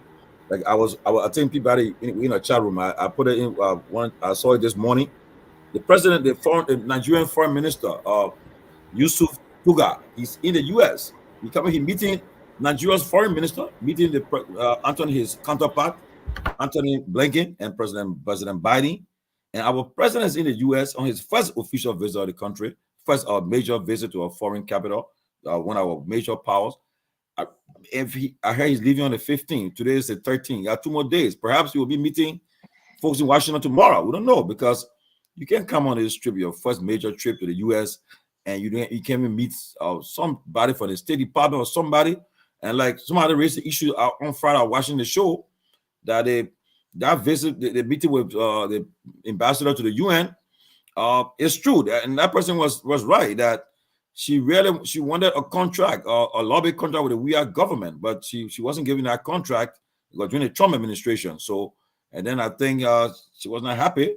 So I think she was very instrumental in supporting the Boaga administration and trying to promote them. So that meeting she had with him on the sidelines, I don't know whether it was an official meeting. He met him official capacity, because I didn't see any release from the State Department on our meeting. Usually you have a release from the State Department about social meeting. But the president trip to the U.S., people are concerned about it, because we want to see because imagine now, over 35 persons on this trip, and each of these people have the DSA alone. They pay money for it. And if you're coming on this kind of major trip to the USA, you won't have to have a dividend. I think to be fair, when President Ouiac made his first trip, he was in France. I think he went to France to meet President Macron. And then, and where Liberia were given offered $10 million from that trip, I think, so forth. But to see the president is in the U.S. and when they see Liberian community, thing we saw, and I saw a state representative from the African caucus giving him an award, all this stuff, and then the other men say, my former professor, Professor Kone, and all these things from Morehouse College, all this stuff. We want to see the returns from this trip. But guys, you guys can share your thoughts and let's move on. Okay. I just wanted to add, Sylvester. because that. Go ahead, Grace. Emily and Robert, I know Sarah Yenti very well. She's a good friend of mine. And I even worked on her campaign to some extent. So I know her very well. And I'm very disappointed. You're not working on your own campaign, you're working on her campaign?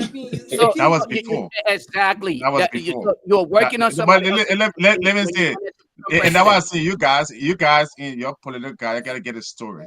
My job was to help find people who could deliver the country. I work on Who Congo have the campaign. music in the I background? Who's work that? on Bonds Yeah, campaign. guys, do I yourself. work on Sarah Yente campaign. All right. So get the story correctly. This was years ago. All right. Okay. Mhm. I'm very disappointed at her because the thing that Tomalin is saying, why our president cannot even meet any top government official. He comes to a meeting with no other African president. Who's responsible for that? Sarah Yente. She's the foreign minister. Thank you. So let put being, and I'm very disappointed at her, and I hope she's listening. This is a woman who's wanted to be president, and so good that I have a very good sense of character. Once I gave you the opportunity, and I see that you're not a serious person, I back off. And that was some of the reasons I was saying. If we have a foreign minister and the president cannot even meet the Secretary of State, cannot even meet any time, what is the whole purpose of this stupid business thing? What benefit is that to Liberia? You have an ambassador here. Okay, you have a foreign minister. You have an ambassador at large. Then the president walking around in America when you have serious economic, social, drug problem. Let me just let you guys understand the extent what the crisis are going Liberia that people taking for granted. Cuba is a country that's been sanctioned for over 60 years. Okay, Cuba GDP is over $120 billion. Compare that to Liberia. Okay, Cuba that don't even have relationship with any Western country since the 60s. So we just have substandard, incapable people. All the noise that were making Sarah Yente was in UN and all that stuff. What president, Jemiah Faye, who just got elected less than a month ago, okay? Well, one President Paul Kagame just flew to Senegal, okay?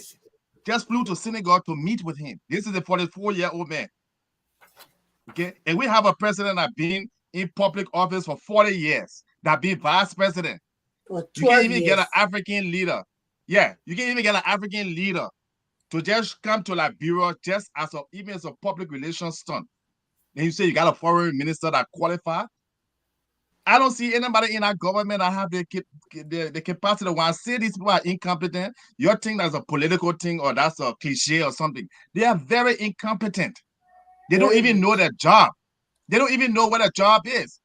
Or what business have even gone to Liberia. Another thing I wanted to add, when I see Chinese people or Mali people going to meet the Liberian president, it's disgraceful. No business person should go to a country and go meet with the president. And have access. That tells you don't have. That telling you yes. That telling you you're empty-headed president. You have a minister of commerce. You have a minister of finance. Any other business person you think they can go to any country, you think a Chinese businessman can go to Senegal and go to the presidential palace to meet with it. Even the French businesses, they don't even meet with him. They meet with his advisor and his commerce people. That just tell you, the intelligence of these people who claim to be, they know Liberia, they know politics and all this thing.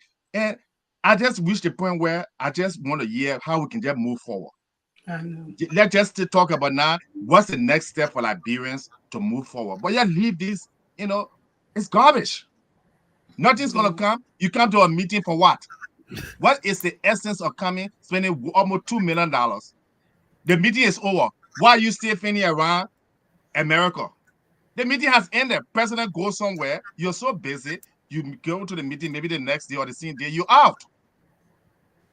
I respect Bishop Kula and all these people there, but that's not the job of the president. Yeah. To be coming to go to church and be honoring people, that's not the job. I'm sorry. And let me come into my lane. Thank you. Thank you very much, Alex. Grace, I'm sorry. Can I just ask Alice one quick question? You come through real quick. I'm begging you, please. 30 seconds. I just want clarity here on the What you say? I just want clarity on the issue of his support for Madam Beslo, right? Alex, I just want you to make clarity here. Yeah, Was that the same time when you were actually promoting CDC here? Like you're saying here? Or Lofa, you got me start something, man. I just want to know. I just want to know because if Alice can help me understand, is that the same time or it was at a different time when you were doing this? Is that when? Nobody let trouble too. No, I just Okay. all right. You know what, Okay. Alice, you don't have to answer the question. Lofa All right, Julius. let's keep it. I just don't wanted think to Alice know. will answer the question, All right, though. you know, I don't okay, think all right. we- Alice, you don't have Lofa to. Julius, I'll answer your question very shortly. Listen, Lofa, Alice I have spoke. never supported. Listen to me. I was simply I have asking never. Listen for to me. clarity's sake. Listen to me.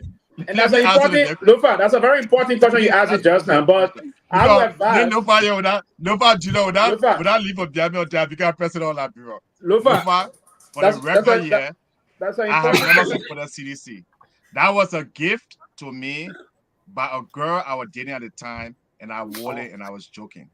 Oh, she was a citizen, huh?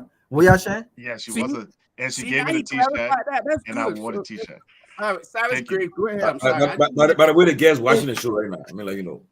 Yeah. Great. So I shout out just to her. let me tell you Wonderful something. girl. What Alice was saying. I mean, you take the country, you take the money for the country. The president come on a trip, and he did not. I mean, he letting people of no essence meeting the president of the Republic of Liberia, managers. As Akagwa saying that anybody can meet, and that's why when you put a foreign, and that's the reason why people couldn't understand they were in my inbox. Oh, women empowerment. You can't say that. And I can't. I was talking that day. Somebody said, "Oh, you know," he was like, "Damn, Grace," but I said it. I'm a feminist, but I have to support women who can really deliver. I don't just support any woman because this is not about woman and men. This is about Liberia. We are putting Liberia first on the front row. We cannot support people that will not deliver for the country. And for you to have a foreign minister, that foreign minister have to have real contact in high places. And then when we talk here, they say, "Oh, you posted it." I look at Waka me Senator Josh Shapiro in Pennsylvania. In 2 days, I can just make an arrangement. We will meet the senator of Pennsylvania. So then how your foreign minister may our president to go and meet managers, and then we see dignitaries at the summit sitting there on the floor. Those how our people, dignitaries, I got picture here, sitting on the floor at the summit. It's a disgrace to Liberia, our country. You know, they say, "Oh, you don't go back." We don't want to go back, but we are what people used to carry themselves. If you can just model that same thing and then we move forward in the 21st century, Liberia will be a beautiful place. Look, Joseph Boakai made a mistake with his appointments, and I think because he held a lot of grudges for other people who can really do the job, so he just they kind of said that Papa got a black boy that tried to wear your knee down. So he just made like, bro, you know, because of all the grudges. But when you want to lead and you want to succeed and leave a legacy, you have to put the proper people in place, my brother. My president or Joseph Boakai. I know people insulting me in my inbox. Don't call a man Joseph Boakai and you got to put president in man. You got no respect. Look, let me tell you, I live in America. I'm a 21st century woman. I don't have time. I have no respect of that. I'm not a respecter of individual. I have respect for the office. So if the president deliver, I would say he's president. Right now, he's not president to me because he's not done anything yet for me to see him model in our footsteps. Joseph Boakai was in government for 12 years in that office as vice president. All the Lebanese people used to go up and down his office. That the one he used to meeting all the people there that have, mediocre people that will not bring no substantial growth to his government. And he personally now he don't know how to distinguish that and remove himself that, you know, I can't just meet everybody. I got people in places like June said, people in places that are supposed to be meeting these people, not me as a president. Y'all take the man and carry him to go meet manager at the airport and y'all got dignitaries sitting down on the floor at the summit and acting like they're working and y'all post all kind of picture on Facebook and y'all say you're serious government. Y'all must be joking. Like when people coming for you, I just heard the news. They say they're supposed to getting plenty in like real. Now they say they are even more than the police in the so they better take that before the training over to that government. Thank you. Let me. So yeah, you coming? Yeah, come in. Okay, yeah, thank you. For me, I'm taking it. I'm going to disagree. Somebody got a mute. Oh, there's a sign in the background. I'm basically going to disagree and disagree.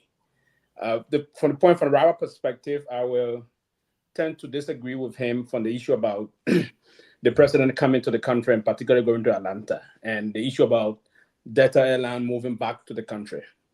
It was this same president, then ambassador and vice president of the Republic of Liberia, that the former president designated to negotiate with Delta Airline to fly to Monrovia. It was the same current president of our republic. We need to check some certain aspect of it. I don't know the level of the official he met with.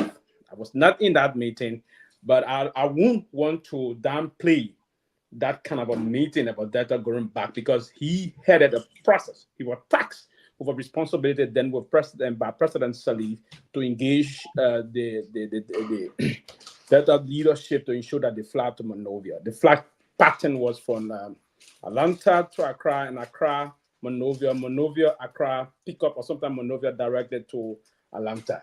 That went on for some time before they left. They left for some reason also before the issue about the COVID, no, not Ebola. Another process about the president. Now, I will have some problem with us spending a lot of taxpayer money on coming to a kind of an organ meeting that wouldn't yield to the country. I would have problem with that seriously. That would be a breach of bureaucratic processes and the rest of that. But the structure of our I still believe personally that the current foreign minister of our country is a very competent and able person to get the job done. I believe that clearly. She's a woman that is educated, got sufficient contact, but the process we need to understand here, and that's what we do, right? We discuss the issue, because there's a clear process here. The foreign minister, someone said, that my dear brother was saying, the foreign minister does the president. The constitution is clear. The foreign minister is just a messenger to the president. Article 57 of our constitution says that the chief architect of the foreign policy of the Republic of Liberia is the president, not the minister of foreign affairs. So we have to understand clearly to say that, so the foreign minister is not the one that had the entire process of our foreign policy process. No, not the foreign minister. But again, that to come here and don't meet senior U.S. government official does not in any way prove that the foreign minister of our country is incompetent. No, I believe that Madam Sarah Yanti Beslow is very competent and able to work as an international civil servant and understand the basic process about meandering through the international community. That's one of the processes that I believe that she can do. We need to give some time to her. But in the line that where the president will move into the country and not meeting, it happened a lot of time. We need to first and foremost clearly understand how the U.S. foreign policy instrument align.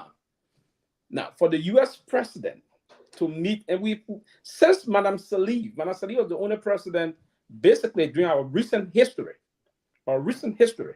that met two American presidents in Rome. She met President Bush, and even he came to the country in 2007. There was a state official visit in Liberia. And then she met Bush, I think 3 times, and met Obama 2 different times. So even the current vice president met Obama, right? The current president of the republic met Obama. But the U.S. foreign policy process is aligned with strategic interests. Now, so we need to understand the foreign policy tools of the United States government. That foreign policy interest is aligned with is very strategic. The reason why the foreign minister of Nigeria is coming here to meet both Antony Blinken and that of the president of the United States is clear. It is tailored on the U.S. major foreign policy instrument, which is national security.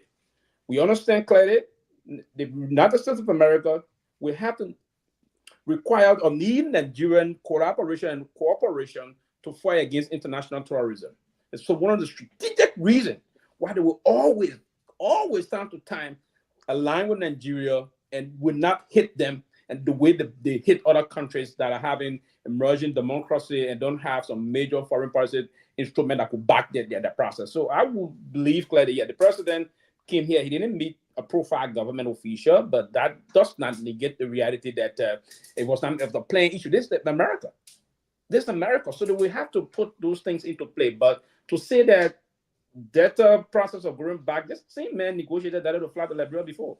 So I don't know the intent of this meeting. I don't know who he met personally, but I won't want to dismiss the process that it's not possible that Delta to go to Liberia. No, I wouldn't be surprised if they were to go back. I don't want to dismiss it outrightly because he played a major role in the airline going to Liberia before they stopped, and they flew there time to time. I flew with Delta from Liberia directly before into the United States. So it should be an issue that we need to respect this line and come and say it. We would disagree in the area, but when it comes to this area where we have to come and speak to the reality and point some issues that are important, we're going to do those things.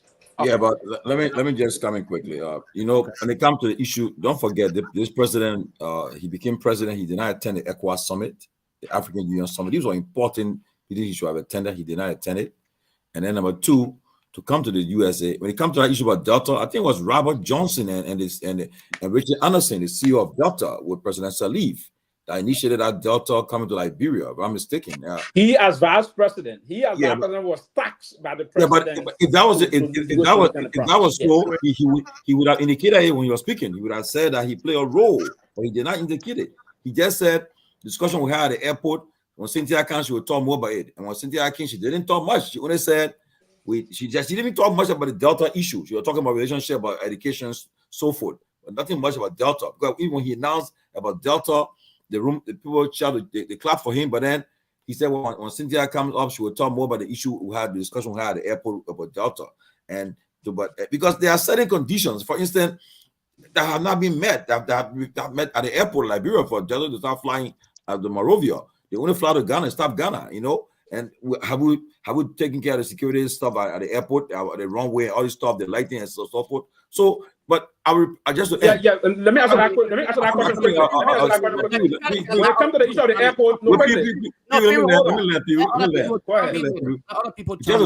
my thing is this: the president coming to the USA, who should not not play politics with it. He should not that trip. Honestly, that meeting he came for, that thing happened in Dallas last week. Man, look, you can. Let's be honest. If that was a serious meeting there, you have seen several African leaders there. It's an African summit. But you saw former African presidents there, and it brought. In fact, right now, I don't have a problem with that though. Most important delegation now, they have left to go to their family quickly to see their family members in the States. The president, I don't know where he on his own now right now. Somebody up where he right now, I wouldn't know. But right now they're going to leave him quickly, leaving on the 15th. So if I get family here, I'm going to speak to my family, tell them hi, and quickly and go back. But right now, the president and his immediate family and his detail are all together now. But members are already meeting their family members in the States. But Peewee, there's no reason why the president he's not meeting anybody from the State Department or from the he signed. He did an important thing. He signed a War Crime Code instrument right before he left the country. You think he should have been meeting with somebody to say, well, and the U.S. government issue a statement to say, well, to push it further. You know, so I think we shouldn't downplay it, man. We shouldn't just elevate that meeting because I think their trip we should have seen something substantial from it. Coming to the U.S., our major partner, he like to meet President Biden or Secretary Blinken, but somebody, man, on a serious note. But guys, Wayne, quickly. So let me say this, right? First of all, I listened to Peewee trying to justify the current president role he played in having Delta to return to Liberia. I will hope that Peewee will also understand that the roles of business executives is not static. All the people he was opportune, or he may have been opportune to meet when he was instrumental in that entire process, possibly could not be there today.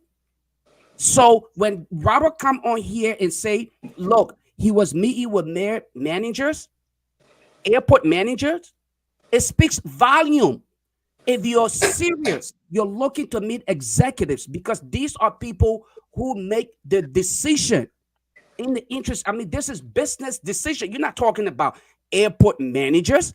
You're talking about business decision that drives profit or actually cut back on profit. This is a business. The idea here is revenue generation. How do we get money? Our investment is not simply for charade. If the president came out here and he was actually meeting with just mayor, airport manager, and Robert is telling you that, hey, the people he met with, we know these people and nothing is going to come out of it. It reminds me of President, we are airplane, they kick airplane. How far did that go? We saw the airplane. We saw the people, the charade. People were bluffing around here talking about we're about to have our own airplane. Where is it? Let's be real about this. Look, my idea, in my view, on this entire trip to the United States, President Boykott's trip to the States, I didn't expect anything to, and I continue to say this, and I'm sorry to sound so redundant in the way I sound, but the reality is this: they had no plan. These people came to power because they were just seeking chances. They had no change idea. I'm going to share this image with you guys today, and then I will conclude on what I want to say. Due to the fact that we have a lot of people on here, I want to close on this particular note here about what, guys, a serious country, people who deserve better transformation. Here is your former senator. This is the former senator of Lofa County. Okay, and I'm deviating purposely to make a point here. This is a man who was a senator but did not impact any form of transformation. This is Steve Zago. He served at the Senate. Today, he's an immigration officer. You could not impact a decision at the Senate level, but you come into immigration. This is a man who came to immigration, and then he did not only just accept the demotion, because that's what happened in this term. He was demoted to serve as an immigration. He went and promoted his brother. What do you expect from such a person? Because the decision to have this man in this position was on at the expense of President Boycott. President Boycott actually gave this man this position. Do you expect anything better? No, these young men and women did not come to this government to transform Liberia. They have no idea as to how the entire country should be run. So it is based on trial and error. So when I hear Robert talk about, hey, he did not meet with anybody, I will believe it until we can see something substantial, until we can see tangibles. We cannot sit here and try to justify his failed trip to the United States. When President Weah did it, we yelled. As a matter of fact, it was all on the social media that President Weah was incompetent. He was simply just making all of these trips because he wanted to be out of the country. He had no idea as to what he really wanted to accomplish. Here we are today, a president lying to Liberians about the delegates on his trip. In reality, he traveled with more than the people he listed. Deception to the core. It is unacceptable for a man who ran on the idea of transparency and integrity. You will think that he will lead in the way that Liberians will believe something better than that. To come out here to the United States and simply take trips to every city or state, trying to justify your trip. You're not doing anything. You're trying to be deceptive. But like I told some of the UP partisans in 2017, all right, my first appearance on the Spoon Talk, Stephen Johnson, I told him, I said, look, this election will be heavily impacted. The influence of social media will be high. He denied it, and he said the worst. Today, you all can speak to the reality that yes, social media influence in the last election was heavy, and it will continue to be as heavy as it is. So we should not take these things for granted. We should not make it as though we must be politically correct. And that is why I admire the unique posture of this platform. And that's why a lot of people will start to appreciate their presence on this platform, because we are unique in a way that we are very authentic with our views on whether we agree or disagree with the performance of this government. And thus far, I have noticed dismal performance from this government. Failed performance thus far. Allow me 30 seconds. Allow me 30 seconds, please. I want to be clear. And I know sometimes people are joking, right? But when people talk about Robert is mad because he could not meet the president, let me tell you something. It's laughable. Because you know why it's laughable? Are you mad? It's laughable. It's this exactly. It's laughable because I decide whether or not I want to meet the president or not. That's my decision. In fact, I had that option. You know where the president stay? The president stay at the West End in Buckhead. The West End in Buckhead is adjacent the JW Marriott in Buckhead, where my office is.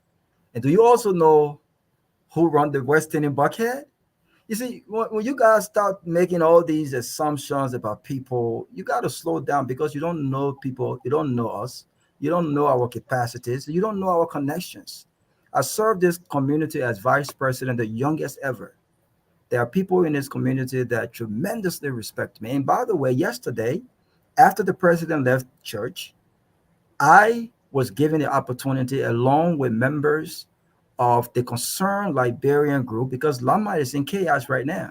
Lama is completely divided. The reason why the president let me say this. So are we really going to deviate to No, address no. this? I said this. I said this to clear the air. But let me get back to what Let's Pee Wee get back said. to right. Come Let on. me get back to what Pee Wee said. So if I want to meet the president, I can meet the president. But Andrew Dickens is the city mayor of Atlanta. Now pick up the phone and call Andrew Dickens and ask some questions. I'm not going to tell you the question you should ask. And before he became city mayor of Atlanta, he served 2 terms as council member on the board year.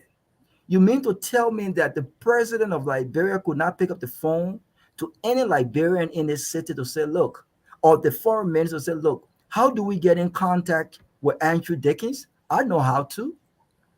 By the way, people mentioned the significant role the former CEO of Delta had, along with Bob Johnson, in getting Delta connection to Liberia. So if the vice president was on those boards and in those meetings, won't the president now know the people who are making decisions are those he needs to be meeting with? Ed Boston, who is the current CEO of Delta, lives in Delta. And do you know where he lives? The president is residing at the West End in Buckhead. Do you know where Ed Boston lives? Let me tell you something. You gotta be careful. When the president comes to this country, we're talking about the president of Liberia, and as such, we've got to respect the presidency. And I think Alex was spot on. There are certain people the president cannot meet. The hotel, when we sign contracts for flight attendants and pilots to come and stay, we don't meet with managers of the airport. They run logistics. They don't make decisions on budgetary matters. You need people on tables who make decisions. You need people on tables who make decisions. And so we should be irate that the president will come here, waste 2 hours in Atlanta at a meeting with managers, and up to today's date, even though they went live about the meeting and they went live on everything else, we've got no detail on anything that was discussed. Oh, we know why. You know why Cynthia won't mention anything? Because Cynthia is not a fool. I know her very well. Call her and ask her too, who is Robert Gagwa? So let's stop this thing. It's not about politics. It's about the truth. This trip was a waste of time. And in particular, other than the fact that the president worshiped at his friend's church yesterday, and the fact that he was recognized and he took his time to come and worship, I commend him for that. But this trip, with regards to how does it benefit Liberian taxpayer?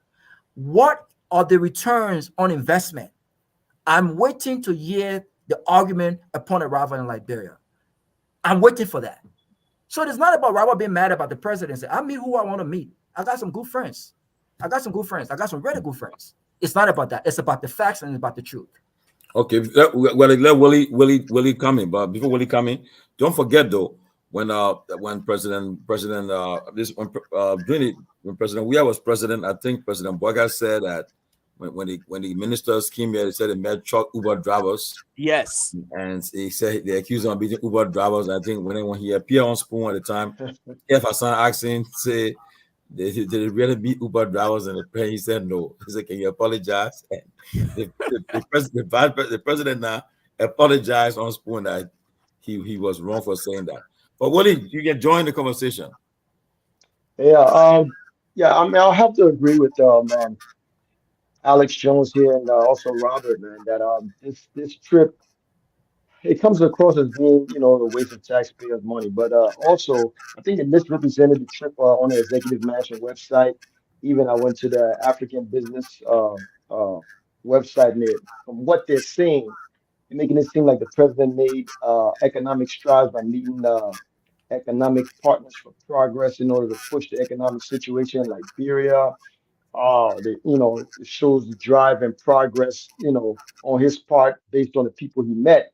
But now, from what we're hearing, no one else was there as far as like African leaders, and we don't see those type of strides. So, I think they got to do better than what they did, and they have to be able to put the team together to be able to represent the country in a better way, and to be able to set goals, economic goals, and strive towards those things when they're making trips. That would lead to dividends for the country. We're not seeing that, and I would say it's almost shameful. Yeah, guys. Before we move on, anybody got anything to say about this the president's trip to the U.S. before we move on? I was So quickly, Tomalin, yes. Yeah, Toga. Sylvester, okay. No, Sylvester can come in. I'll come in after you. Man, okay. Sylvester don't have anything concrete to say. Yeah. No, You don't have no, anything quickly, concrete let to me add say to the something. conversation. I didn't listen. Don't make Robert it said, the two no, presidents. but man, it better you get the man got a different view to the matter. Let him talk. yeah, no. The view that was the view. And I respect my brother Sylvester very much, by the way. I love it clear. On a serious note, what Robert said about the meeting, if indeed the current president could not leverage other opportunity he had during Madam Sadiq days to tap, because he served as vice president, now coming as president, he will have super leverage that to even go. I expected him to arrange with the CEO of Data. Not even go. Now you agree with That's me. what I said, right? And he's right in Atlanta. He's right in Atlanta. I expected him to have done that. Even the true that he met with that manager on Jackson Hatfield Airport, it's quite unfortunate. And that's what I'm saying. It's quite unfortunate. But I was trying to my own bear up the former presidential runaway. The best thing the best I bought my ticket. And who made that be? You're not getting any Who made that be? The presidential runaway. Who made that I be? bought my ticket. I went to the whole wrong capital. The man went to Moy. He started doing pop body thing and he forgot about our presidential thing. So, but again, Sarah Yanti Beslo is still a very serious person, my dear brother. On a serious note. You know, to give the opportunity. Wait, Alex, hold on. Yeah, so Sylvester, yeah, and, and all of you, other panelists. The thing here is, I think I'm also noticing something. Mm-hmm. We are not tapping into some of our best brains. We are not tapping into some people who have been around.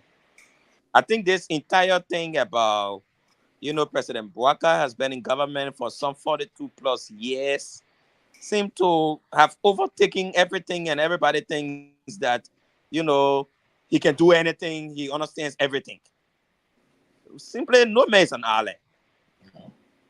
In fact, this entire trip, I don't know because he served under the WEA's administration or not, but I'm barely seeing the ambassador around.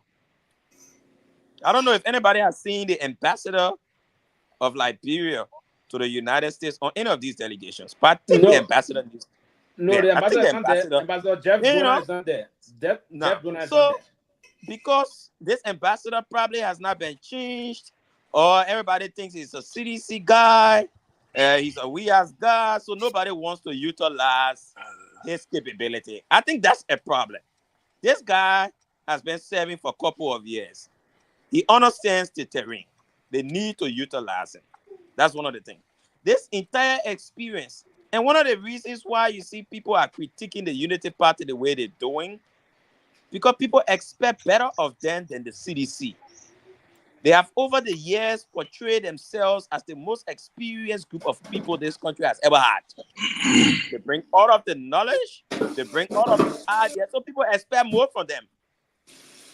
For them, you see, when George Weah went to France, I think around 2018 or so, there was a serious criticism about Weah getting 10 million from the French president. Serious. Everybody talk about, oh yeah, 10 million. What is this 10 million? We spent more than 10 million on the trip. The man is coming back with 10 million. Waka has gone to the US with over 30 men delegation. I saw some people, and I keep seeing some new faces every day when I look at the photographs that are coming out of the place. And new people who not on the list keep popping up. Every day I see new people. So we're talking over 30 people here that are in the US, including office staff of some of the ministers that are there. They took their office staff and all along. So the number has gone up. Now, this sort of delegation, we cannot even boast of the first 1 million that coming in our bag while we're coming back. And we spent millions on the trip already. We have spent millions on this trip.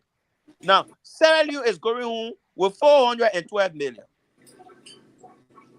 Malawi, I'm heard, is going home with 350 million. And these are countries that send just ordinary ministers as compared to us that took our sitting president. Then it's embarrassing. Now, we who could not take a tour right here in our own country, people went to the ballot box and voted for this president. This president has not even gone to nearby Kakata to say thank you. He has not even gone to nearby counties to say thank you to the people. But the president is touring from state to state in America. The people who can vote for him are people visiting to tell thank you.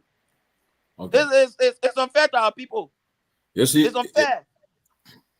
You see, everybody praising Willie. Willie. Somebody said Willie spoke. Yeah, Willie was very good. We should follow Willie. I think Ben just came on. Let me stop here. He said the man just gave a point and stepped I mean, I knew the chairman will. I knew the chairman. So at least Willie. I knew the chairman will not miss that one. What is a finance guy? What is a finance guy? He knows how to manage time. So I think he gave us some. That's really. That's good. I said, Tomalin, I know when the president's coming, I'm suddenly coming behind it, so I'm waiting for it. The chairman is about to bring some breaking news. The chairman being in Washington D.C. all day, and I'm sure he got some breaking news for us. The chairman just posed on important people. Thank you. Willie been running away from me. He owed me a cigar and a cognac. Jaha Lofa owe me my bottle of Hennessy. Don't even do that. Don't do that. But anyway, my niece was sick, so I gave you a little pass. It's okay. But no, guys, listen. Tommy, you're right. We just landed. I just leaving the airport, so we're back home.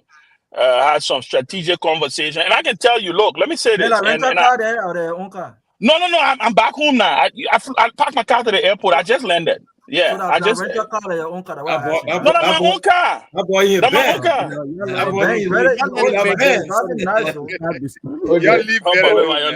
So Robert, why does that matter? Why does that matter, Robert?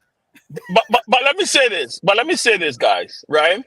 And I was listening to the show. In fact, I was on the flight. I was listening to the show. When I landed, I said, no, I was praying. I said, let me reach before they move from on the trip issue here. Because I saw my friend and brother Peewee trying to talk for his uncle and try to switch this thing and bring all his diplomatic foreign ministry term into this thing. Look, Peewee, let's call this thing what it is. This trip was a joke. This trip should have never happened.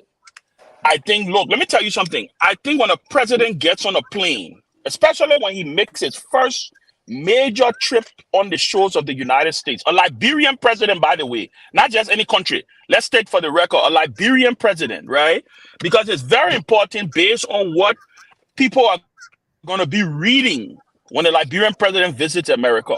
I remember clearly when George Weah made his first visit to America, I think it was to visit the UN or something. I think he came to the UNGA. And everybody was talking about how George Weah was stuck in 3 mile radars. Yes. In fact, the United Party people were the one who were peddling that foolishness, that he was stuck in 3 mile radars. And I think that when he famously did the video with his dog, when he went to see his dog in New York, right? The reason I bring this up is President Bokar did not have to come to that summit. This summit was hosted by the Corporate Council of Africa. I know the people at the Corporate Council. The Corporate Council of Africa it's an organization that is very Africa friendly.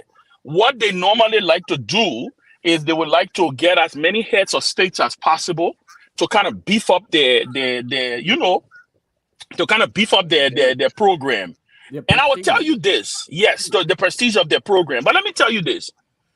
Someone even spoke about and let me tell you this, no one has been a fan, a bigger advocate for Sarah Beslo Yanti than probably I have been. Even from the past, when I was even on Spawn, I used to tell people all the time, I say, anybody who's serious and they want a foreign minister, they should pick Sarah Besso Yanti. But I too share some disappointment when it comes to the foreign minister. And I plan on reaching out to her to talk to her about it. It's just unfortunate. I'm not going to go too deep because I respect her and I will have a conversation with her.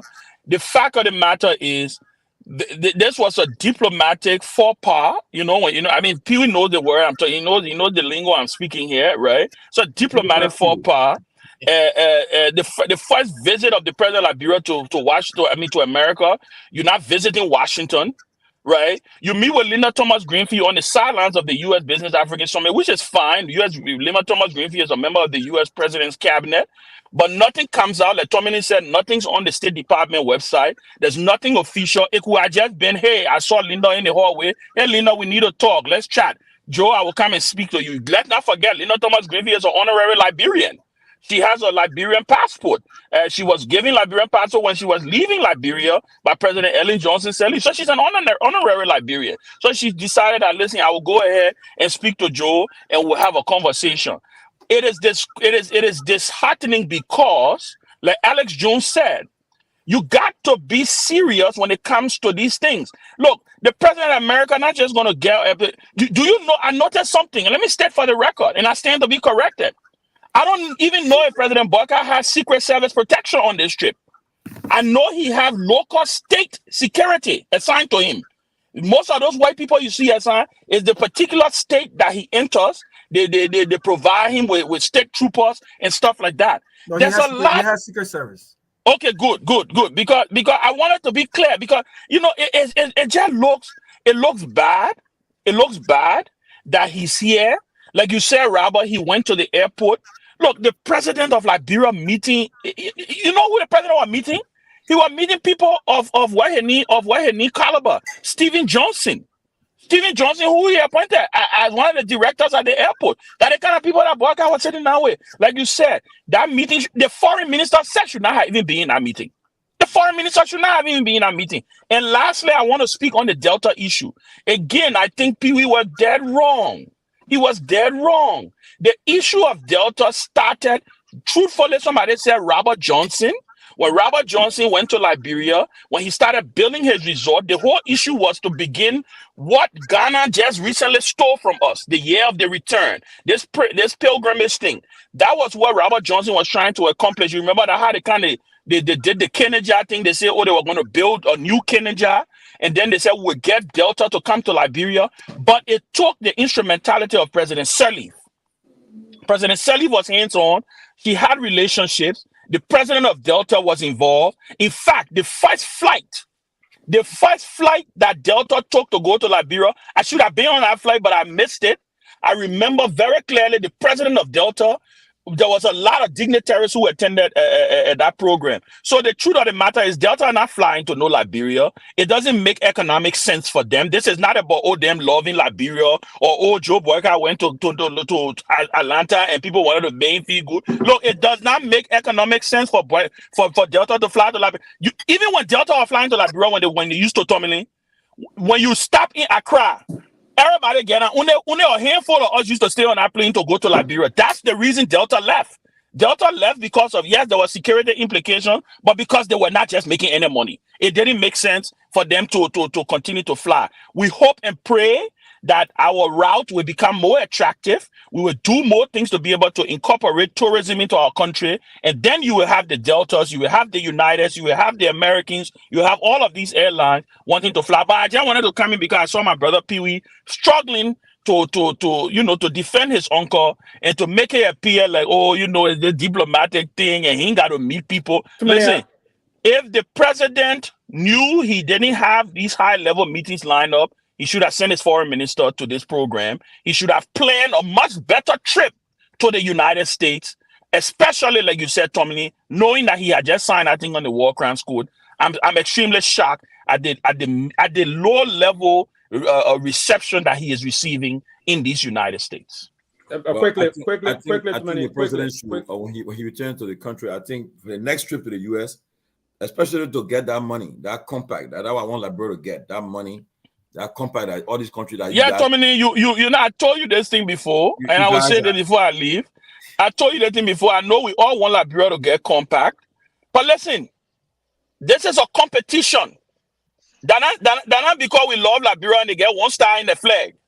You're competing against Ghana. You are competing against Rwanda. You're competing against Sierra Leone. You're competing against Malawi. You're competing against now Senegal. You're competing against all of these countries that are doing things that are on another level. I understand somebody said to me, "Oh yeah, maybe they will give him the contract because he signed war crime code." Whoever told you that's how it works? That's not how it works. Because you signed war crime code, you think they will give you compact. No, but my why they talk that Liberia honor president. We had passed twice, right? Yeah, but you know how many countries? Do you know how many countries pass flying colors and don't get the compact? It's not necessarily just passing. Read the MCC criteria. It takes a lot of lobbying. You know the kind of work Ellen Johnson Sirleaf had to do? Look, whether you like her or not, she was in a league of her own. She was a star. She was the American darling girl, right? I think Joe Boyka will have to do a lot of heavy lifting to be able to secure the kind of compact that they're looking at. And I don't think it's going to happen. It's not going to happen the end of this year. I can tell anybody that. And I'm not being a doomsday prophet. That would be a blow to Liberia, though. Anyway. But before Ben, I think Ben's on his way. I was never struggling to defend Uncle whatever. You are just struggling to defend your Uncle, man. Let me say this, Ben. It's clear we need to understand here clearly that when the president, the chief executive of the republic, and that's something that I know off the top of my head that Madam Sirleaf taxed the then vice president of the country to engage with Robert Johnson and the rest of that to ensure that data should fly to Liberia. That is an emphatic story. No, but I don't disagree with you on that. Here's what I was saying. I was saying I expected the current president of the republic, to leverage that opportunity and move more deeper in ensuring that we have. But Peewee. I want to be surprised. I don't know Peewee, let me interrupt you. Let me interrupt you on something. If any Liberian president after Ellen Johnson Sirleaf should have international contacts, it should be Joe Boyka. It should be Honorable Boyka. Because you know one of the things Ellen Johnson did for Joe Boyka? She did on contrary to what he tell people that he was parked in a car. He was not parked. That's what I said. He was not parked, right? She sent him to the White House. She sent him all over. That's what I was saying. But you saw, but did you see Joe Boyka inauguration? How many head of state you saw attend that inauguration? Who did you see? George Weah inauguration was more star-studded. Exactly. So my thing is, former vice president and now President Joe Boyka never leveraged the relationships that he had. He never and these things are, it's something called diplomacy. You aware of this? It's called pressing the flesh. You have to continue pressing the flesh. You have to continue engaging people. You don't leave office for 6 years and you call nobody, and then you just sit down and you you know what's going on, and then you become president and you think it's gonna happen. Yeah, right, it's not gonna happen. It's not gonna happen. These things are not magic. They're not magic. Then you come to Atlanta, You're right, but again, can I say something real quick? But when I'm doing it in line, I was supporting my uncle. No, I was just saying. Let's don't take you back. It's okay to support our uncle. It's okay to support your uncle. No, mind you. Yeah. I think you need to retire now. To be honest, as a friend, I will tell you because you've been wrong on everything. No, guys, because teach. Okay, yeah, Joe Boyka, you need to retire. Seriously, I'm telling you. All right. Because then you were away person, I said I wrong everything. No, you can call me wherever you want. It doesn't bother me. But look, Ben, I want to say this. I was watching you the other day, and you're beginning to win my respect. God, look how you read it. You've been very sharp and to the point. You've been calling us, and that was what I expected from you. So keep up the good work. You've been you and Robert are the two, I would say, commentators on the air today that are really objective and very good views. And I was coming on the show. Because Lofa can get you hard done. Why you want to call Lofa? Listen. Lofa got a president of your data gives me. I see. But why Lofa always have president of your data? I mean, Lofa got to check this, man. Guys, I gotta hop off. I gotta hop off because I'm getting ready to I'm making a brief stop before I head home. Before you hop up, how come? Someone want to ask you this. How come we are not in office no more? How come you continue to load first? The people say you got nice design glasses the last time. You're driving the kind of car. Why? Who paying your rent? Who paying the car note this time right now? Joey has a baby. And you know, he been former president. The money that they say he's the guy, he's testing it to me too. But no, Rabbi, it's no big deal. These people don't understand. My only thing I would say though is I would say this, and I think Tomalin hit the nail on the head. The president needs to reset. He needs to hit the reset button when it comes to foreign policy. His minister of foreign affairs need to look. Let me tell you what I expected from my big sister Sarah. I expected someone who would immediately. I always said Liberia don't need a foreign minister who going out there to go look for friends. You need a foreign minister who already have existing relationships that you can start kicking those down and start making things happen. And listen, and pick up and say, Mr. President, listen. We heading to Brussels tomorrow. We're heading to London tomorrow. I got a meeting at number 10 Downing Street. I'm speaking to the foreign secretary. No. I know where you're coming. I know where you're coming from. You don't need that foreign minister. What you need, what you need here is you need the president to do it. You don't need that foreign minister. You need the president, not the foreign minister. But let me say that. I was heading to that. Let me tell you why I was saying that. That's what I'm going to say. Go ahead. No, let me tell you what I was about to say, and I will end on this thought, right? Madame Salif technically was her own foreign minister. And that's the point. She was within a league by herself, right? Yeah.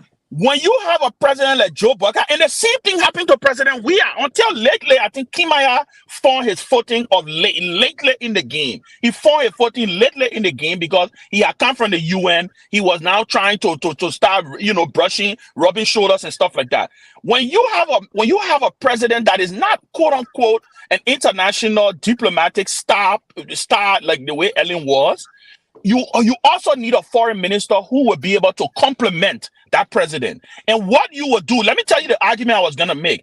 Sarah comes from the international circle, right?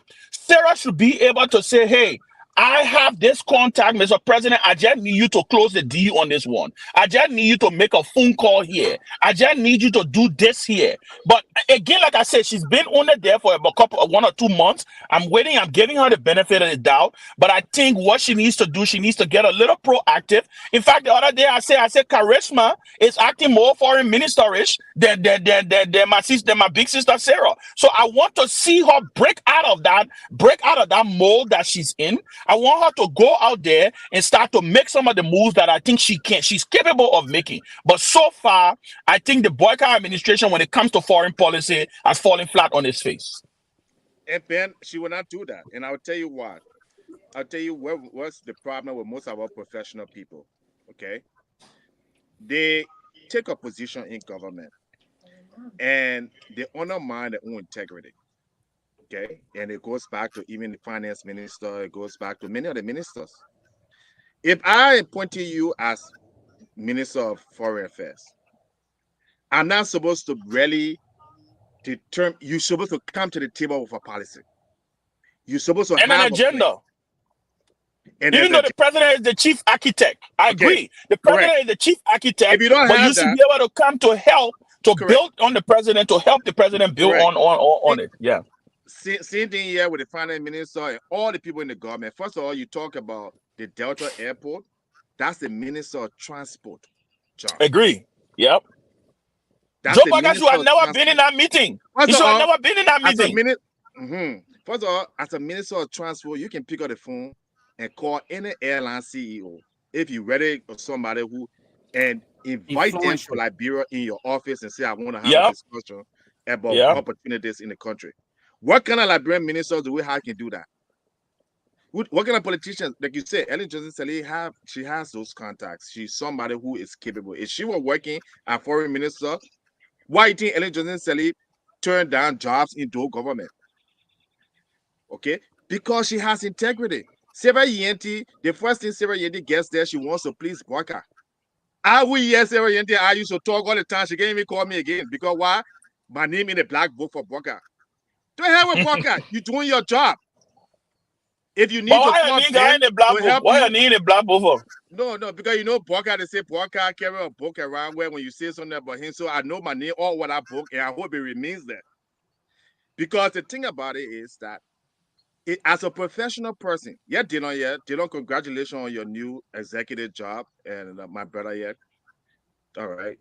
So I wish you all the best. I think Bank of America. Yo, Alex, J-Long, let me tell you something. Let me tell you something. Okay, let me tell you something. All of your young people, let me tell you something. You're talking about Dwalu, supposed to be the minister. I mean, the city mayor. And here's what the problem I have with most of you, including my brother here, Lofa Julius. Thank you, man. Okay? You will go and you will put your support behind somebody that you don't. The person don't even see you as an intellectual colleague. The person doesn't even respect you. The person don't even know you. Okay? But you go and support this person. Then you wonder when the person wins and become president or whatever position, the person drop you by the wayside. So that's your problem. You have the capability. You have like Dillon here, like I said, my friend. I would have put a Dillon finance minister. I made it very public. He's qualified. He's a young man. We can sit down and argue on economic theories. We can sit down and discuss. He can disagree with me, and we can go and have a cigar and have a scotch. Those are the kind of Sarah Yendi cannot do that to Boyka. She look at Boyka like her grandfather. You think I will be finance minister of Liberia? I'll be listening to these people? Like Burma Kamara right now, you can't even hear him. He can't even give a press conference. So yeah, well, where is Burma, by the way? Where is he? That's what I see. I heard he has not been well. He's not well. He's not well. Oh, okay.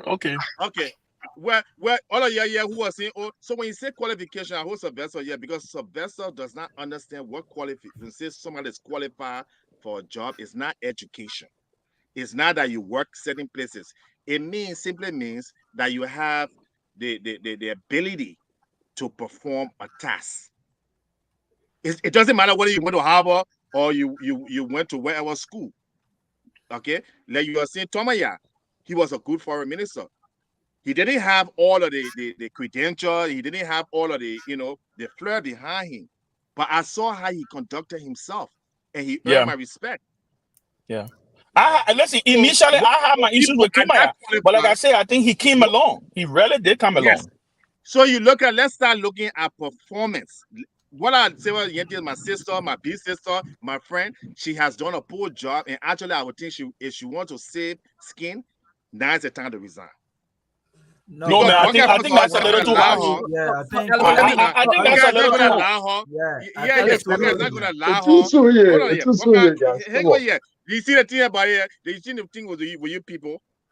Everything that I came on the show and said, y'all say was go. You can be reminded. You come back again. Hold on now. Then you come back again. You say, "Oh, Alice, you are right. Oh, Alice was correct." Alex, here's a woman who ran for running for president. Just 1 minute, but 1 second, 30 seconds. Here's a woman who was running for president to control the whole entire country. It's okay for you to align yourself with the president, but earn the president respect. Get the president respect you to go and do your job. You can't go there as one of the president, handlers or one of the president. Oh, I'm scared of. First of all, when Sarah Kaba, they made her team foreign, some kind of assistant to the minister or something. First of all, you should have the ability to hire your own people. If the president cannot allow you as a minister to hire the people that you need to do your job, then what's the point of taking the job? If the president cannot allow you to put forward your own agenda, you cannot tell the president, this is not a good foreign trade for you, so I don't think you should go. It doesn't look good. Then why are you in that job? For the pay? For the $7,000 or $8,000 pay?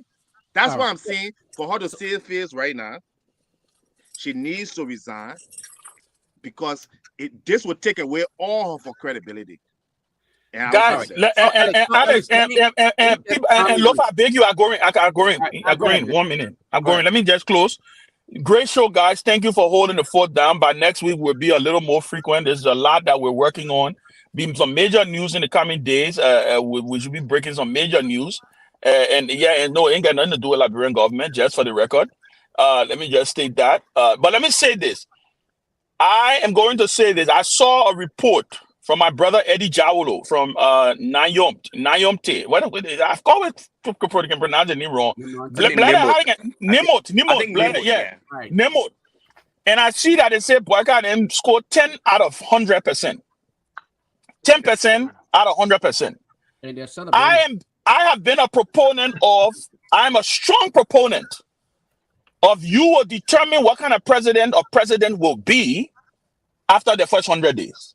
Right. Not based on everything they will do, but you will get the sense of how they will lead, how they will make decisions, what they will do. That's why the 100 days is very important, because people get a chance to get that, because the fuzzy feeling got to get out of the country. And then 100 days, you start to make some of the decisions. I see they are trending now at 10%. If they are averaging 10% in 100 days, I am assuming they're probably going to be averaging between 20-something%, but by the end of the first year or so. And the reason I say that 10% because I'm trying to be very ambitious, right? You can clearly see that this government is headed for a lot of trouble. The other thing that I want to say, and I think Alex Jones talked about it. Look at Senegal. Look who went to visit President Faye today. Paul Kagame. Anytime I see Paul Kagame goes to a country, I have hope for that country. He left Senegal. He going to Guinea. He's in Guinea right now as we speak. He's in Guinea right now, right? It seems like he was stopping Liberia soon. Yeah, he was stopping Liberia. Yeah, I know. But let me say this. It seems like he's wrapping his head and he's moving around with these young leaders who he feel have some kind of like that same radical, forward-thinking approach that he has, and he's supporting them. I'm waiting to see who President Boyka's first state visit will come from. I'm waiting to see that. I'm not holding my breath because I don't think I don't even think I know he went to Ivory Coast. It was a disaster because they tried to go big, the people to waive the money, and Ouattara told them and said, no, I can't do it. Mm-hmm. So listen, this is we're gonna buckle up. This is gonna be a really, really, really rough ride. We have to buckle up. It's gonna be a tough ride. We're gonna be watching, right? Some people, I know a lot of my rescue friends right now, they are looking at things and they're like, I'm gonna let you sheen, you did something, you sheen, but you know how to say you did it, boy. But we told them, I'm not gonna rub it in anybody's face. We want Boyka to succeed. We pray that he succeed because at the end of the day, it is about our country. But I just want to say thank you guys. We look forward to joining you guys sometimes early next week or maybe Friday. I probably will hop on Friday so we can start pushing this thing. But Alex, it's good to see you. Lofa, Toga, it's great. Blada, it's good to see you joining us. I missed that fiery voice. You bring some controversial angles to the show. The other day I heard you talking about Russia and China. I said that boy better leave out with new Cold War. He wants that. He better leave out. You and Alex Jones, the two Alex, I gave on the two of you. But it's great seeing you with it. So Sammy, when the good news drop, we'll do the scotch and the cigar. No problem. Right, exactly. Okay, right. No problem. Robert, I will see you. Tommy, thank you for holding it down, Chairman. We'll see. Okay, guys, look, let's make some progress, man. Let me just quickly use this time. Why Alex was making the statement earlier about me being personal with him. Somebody text me and say, "Why are you fighting Alex?" And guys, after the show, Alex will pick up his phone. After the show, Alex will pick up his phone and call me, and we'll talk in the back. So when you see Alex try to buy my sympathy, don't buy into that thing. Alex know exactly what he's doing. Don't fall for it, please. I'm just being honest with you guys. Don't fall for it, because Alex will be the person to call me on a Saturday morning and wants to talk politics. Some of you may not have the opportunity, so don't fall for Alex little way of trying to get away with the reality here. But let me say this though, with all in all honesty though, some of us at this point, we should not be supporting people because we want that close affiliation. It should not be the case for which we support individuals in politics. I think we should now look at the bigger picture. If I'm supporting Alex, like you, Alex, you said, when you support an individual, they don't even look at you as a peer, as their colleague. That should not be the reason why I support anybody in any political dispensation.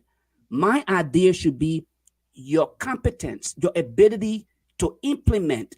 That should be the reason why I should support you.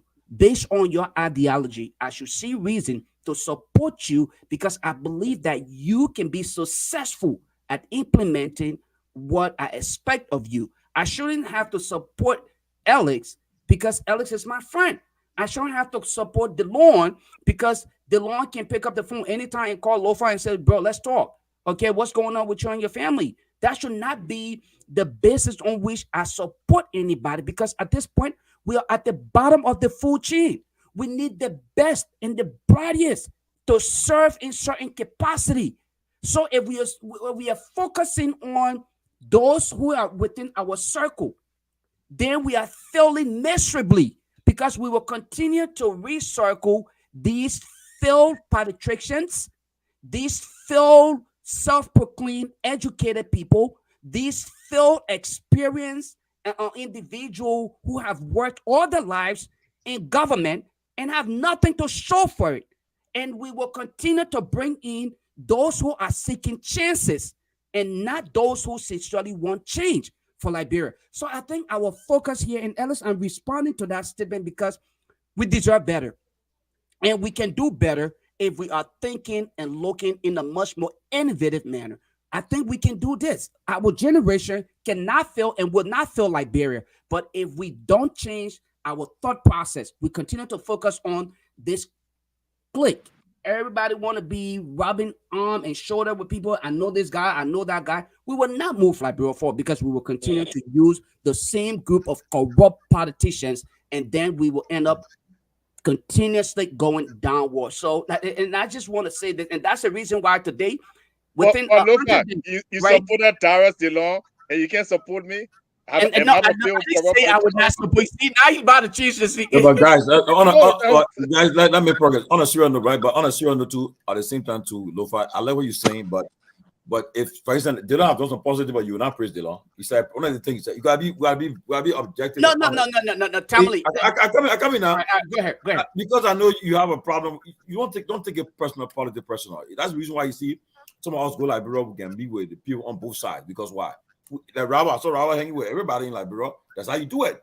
You can't don't take it personal. You know, when somebody do the right thing, you give them the flowers. You know, that on a serious note. Meanwhile, Robert. Meanwhile, Johnny said he requested you to go for lunch in Liberia. You refused.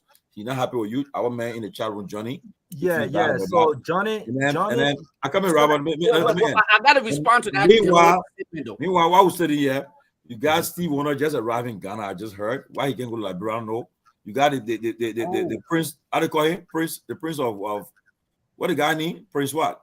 The dukes and such as of the UK in Nigeria. You gotta make Liberia tourism friendly so that people can. Robert, you guys Prince Henry. I thought you would. No. I come. You are the person to talk about the tourism issue with Liberia. Robert, you had an opportunity to be the president, and you did not make that push. I feel disappointed, Robert. But anyway, let's make progress, guys. So let me respond to the DeLon issue, right? Yeah, but 30 seconds, I'll beg you. Now give me 30 seconds. In 30 seconds, I'll be done. Yeah. We brought DeLon to permanence, and he was elected. We put our name and characters on the line. We will criticize DeLon tirelessly, effortlessly, until we can see him doing the right thing.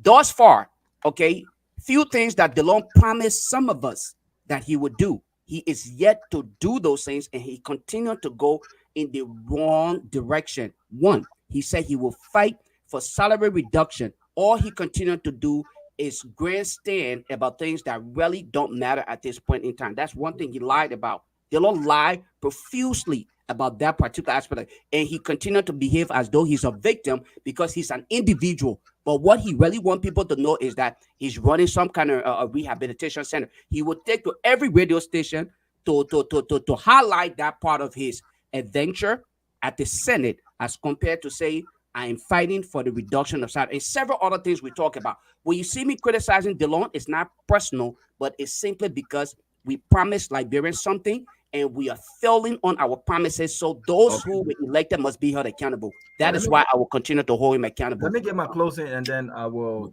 just speak quickly. Please specify which DeLon, yeah.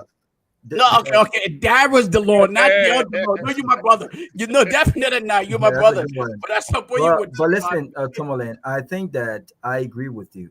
politics. Somebody just said, my man, the person on the trip, the person said, the man Robert, a big tourism man. The man, he one of the big No, people Tomalin. with that. But you know how this is how I push the agenda for the man Robert. this is how I see it, right? I see it as such as when it comes to speaking with the president. You know, I'm not one of those guys that will be so. I'm a laid back kind of guy. If we went out, I'm laid back. I'm not one of those guys that you see trying to impress people. You know, trying to be seen because I know what I bring to the table. So when people try to meet with the president and give that card, I saw a lot of things yesterday, boy. I tell you. Oh my gosh. I mean, the International Christian Fellowship was packed. And you know the funny thing about it was we were having Mother's Day service, and there's the thing. The president was given the opportunity to give a few words before leaving. And you know what happened? Yeah. While the president was leaving, the service was supposed to continue. You know what happened, my brother? Everybody left. So the question was, did you really come to church or did you come to meet with the president? It was crazy. But I think that if the president wants to have a serious conversation surrounding tourism, I think the president have got to be the one to pick up the phone to say, who do I need to start initiating conversations with based on my own vision? The president, look, the buck starts and ends with the president of Liberia. The president has a vision. Everything starts with him. We've been talking about tourism. And in fact, I have to say, many of the folks in his government have reached out to me. But the conversation have got to be initiated with the president. If the president and the foreign minister and those that surround him knew, look, you know who was also here, my brother? Our own sister Jackie was here. You know, Jackie was in the VIP. I've been talking to Jackie. We've been talking. Jackie was and I didn't meet her. I had no interest. I had some work to do at my office, and I came to work. I didn't have any interest in meeting with the. What conversations am I going to have with the president? If the president wants to have a conversation surrounding tourism, I'm open. Start initiate a conversation. Let's talk about tourism. Other than that, I have no interest in just meeting with the president for photo ops. It does nothing to me. What I will say, though, to what Lofa said, to your point, Tomalin, I think it's important for us to not burn bridges. Okay, there are people that I fundamentally don't agree with, like Dylan. I don't agree with Dylan. I don't hit the guy. I know one fact. I was at Truth FM not Truth FM, Jula Jah doing an interview. I was in the booth. Dylan was supposed to come after me, and Dylan opened the door, looked in the studio. Jula Jah's signal to him where I'm doing an interview with Robert. He went back out. He sat out. When I came back out, he was entering, and the guy won't even shake my hand. And and I just laughed. I thought it was funny. I didn't think it was that person. He won't shake my hand. I didn't extend for a handshake, and I kept it moving. Well, this guy don't want to shake my hand. It's okay. But for me personally, I don't take anything personal. But Robert, well, hold on a second. How you knew that he wasn't going to shake your hand if you didn't extend? We met each other. Yeah, we came out. So you wanted him to extend for the handshake? I don't know who was supposed to extend. I don't know who was supposed to extend. Okay, then don't complain about it. Then. But you know what? But look, when you open the door, you did not extend your hand. Maybe. No, right, you did not extend your hand. He did not extend his hand. When you open the door, I was trained, right? When you open the door and you walk into people, because you open the door, you walk in, you speak. How you guys doing? Yeah, you speak. So he opened the door and he walked in. Yeah, but it was the method the mic was on, so that's why he did not speak. Oh man, no, the man knew exactly what he was doing. Talking Robert. Yesterday, let me just show you the Jugo I watched on yesterday. Yesterday, the former president we went to visit Isaac Doe's mother. So when he came outside, and the president when he comes for that kind of visit, you interview him, you answer your question. The minute the guy said from Spoon, he said, we are saying no comment. I said, buddy, you're feeling, you're insult this guy, you're in talk all the time about this man. Right. You're put microphone for the man. But for me, let me get into it. So I wanted to speak to something quickly from my end. I wanted to speak. Let me end in 30 seconds. Let me close in 30 seconds. So to your point, it's not personal. I think we should be very honest in our opinions about people, but respectful. It's not personal. Just because I think you're corrupt, doesn't mean that I hate you, right? We can still talk about, is this about our country? We can still be blatantly honest and still say, you know what, how you doing, and keep it moving. I don't have to don and want with you. But when I went to Liberia, like you said, I met with a lot of some of my closest friends are these Unity partisans. George Lobo, it's my brother. I met with a lot of different people, and so it's about our country, and let it continue to be about our country and not about hate. You know what I'm saying? And I think that's where I met. But this trip was, I don't think, was necessary, and I hope that the president and those around him can really go back, reassess, and try to do the right thing moving forward. Thank you. Thank you, Howard. Toga, because you get in Liberia, you won't leave us. Yeah, Yes. Toga. So that Lofa was saying. I think on this whole even Tyrus Delon situation, my issue has got to even do with sometimes the inconsistency. I think Lofa was being blunt by saying the lies and think, but I will talk about the inconsistency. You all know Delon was very emphatic about this whole thing. You think from the very beginning, he made it appear under the Wias administration that it was a terrible decision to go after tenure and all of that. Now, this government came, decision have been taken only up to last night. After there is tremendous public outcry on this matter. DeLong has sat in the legislature, said nothing about it. I think it was last night on one other show that DeLong was coming to say he's now frowning on Bouaka for the decision. Now, my issue with many of the people who are stakeholders in the country, who are actually policy makers in the country, is that you and myself cannot be activists at the same time. You can't be a lawmaker that got the power to invite key actors of the country and take some drastic decision. Then you be acting like you activate, let me say. You're a policy maker. Why should you sit there? The president takes armed men to the LTA to remove board of commissioners from their job. You said nothing about it. The public, I'm hearing even people in the diplomatic circle are now angry and they are racing it with legislators. Why they are doing that, then you run on the air now to say you angry with the president's decision. When did you realize that? So this kind of scheming and all kind of thing, the inconsistency, for me, that is my issue. You can't get to see the public taking a decision when the public is leaning one way before you join the public when the public leaning one way. When you know you supported this thing from the very beginning, because some of the guys that they just placed over there are your friends, and you push it. This is my issue. These are the problems I got with, like everybody's saying, not pressing up. But sometimes we just got to be serious with the way this country is run. If you want to be a lawmaker and take drastic decisions, even if you brought a government to power, you got to be straightforward and tell them what is wrong and what is wrong.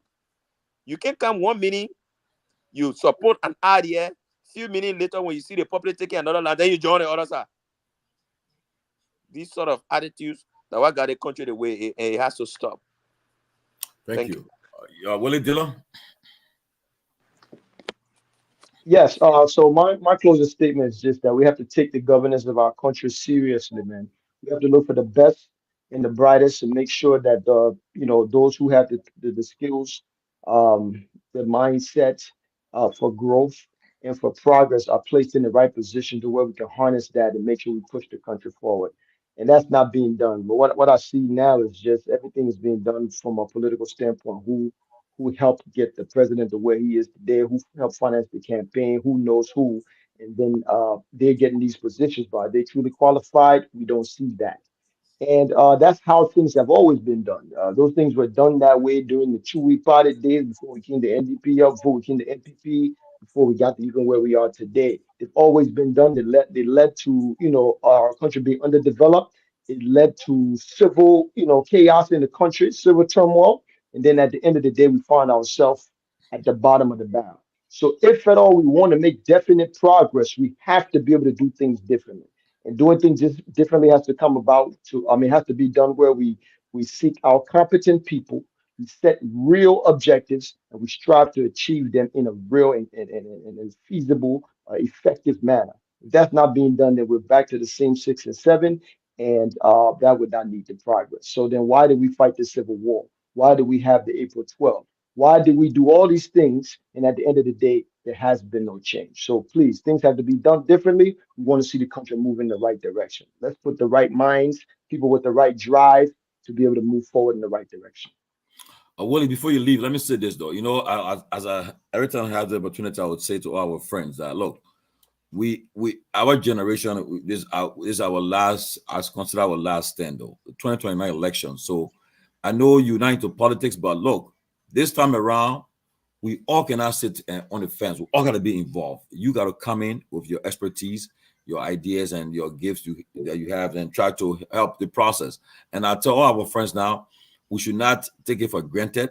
2029, we must ensure that this country, our country, Liberia, move in a different direction. We all got to get involved. All hands on deck. You know, like if you have any ideas, any kind of suggestion, maybe you can have. I think you're in the finance era, right? Mm-hmm. Okay, Yes, we have a show just on the economy and our financial outlook of our country, and we'll invite people who will come and listen. You bring some ideas and so make the go forward, because you're talking to people in the government. They tell you, say, but for instance, people are watching you tonight. They may say, who's that guy?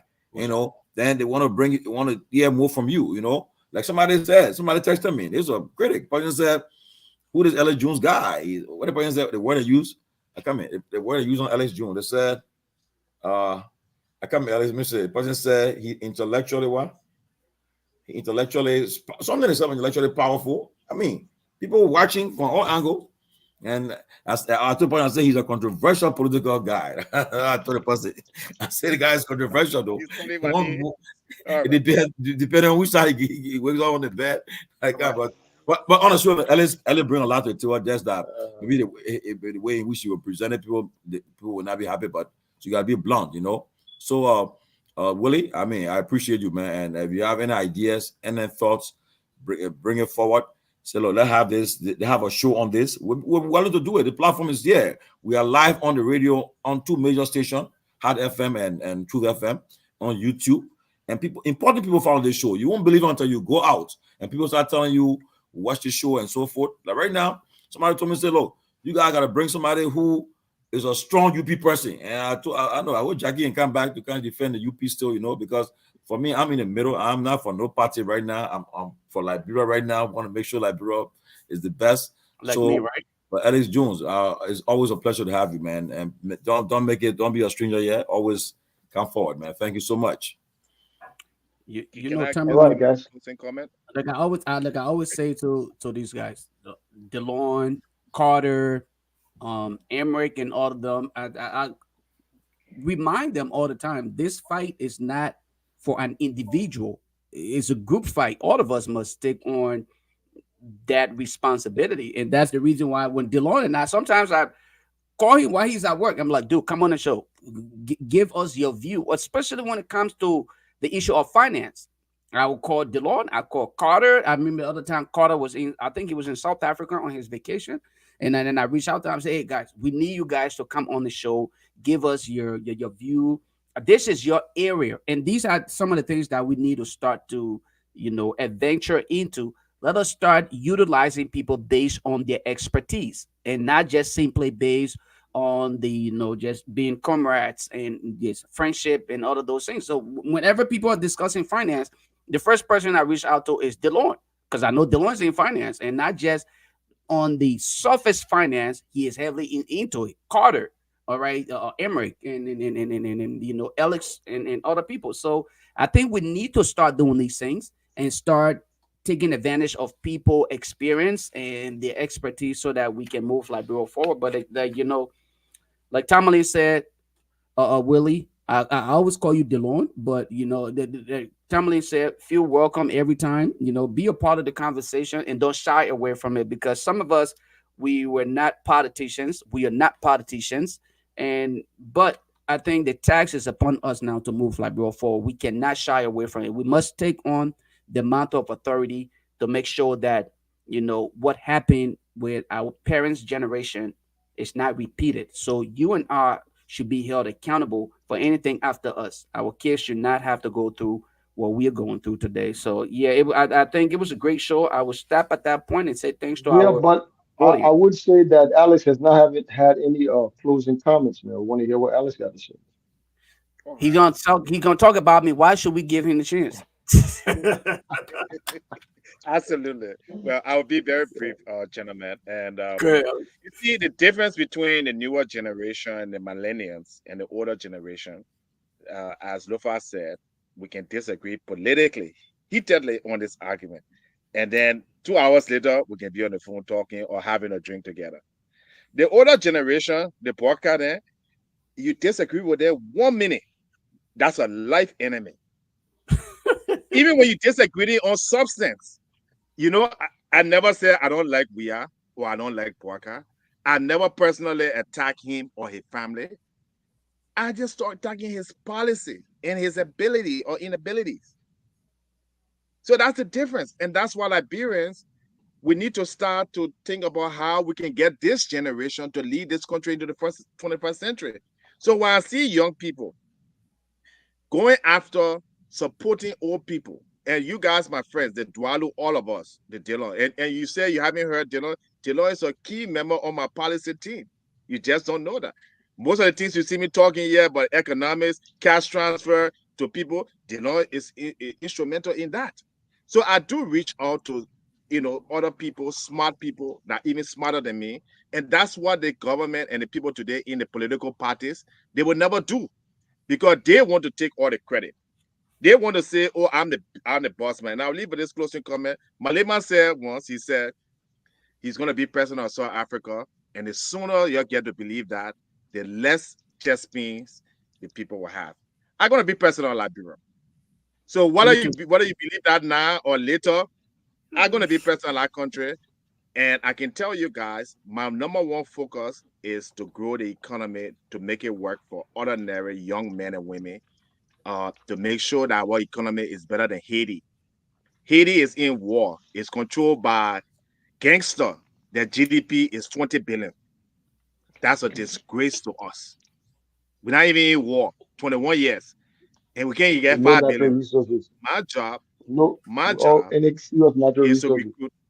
Yes. My job is to make sure I work with all you guys. And another thing, nothing is personal. If any minister, any Liberian president, and that's what as president I would do, I reach out to my opposition.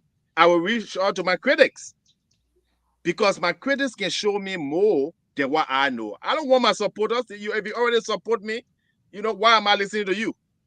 So, Tomalin, you before you got to know me and started to work, invite me on the show and stuff, I had some questions about your media, and I voiced those questions on, and you have made sure to curl those concerns. That's what a leader would do. So nothing here is criticizing people just because you don't. We all are Liberians, but I, as a leader, I have a greater responsibility. Unfortunately, I can't be like you, Timothy. I had to uphold myself and my standard so that the Liberian people in 2029 can see somebody, that is serious about change in this country. Thank you, guys. Okay, Kev, your man still not asking for you. Still not asking for you, Kev. You may miss you, but anyway, guys. But let me say this though. I hope you'll be here for this one. I'm about to say, Dylan.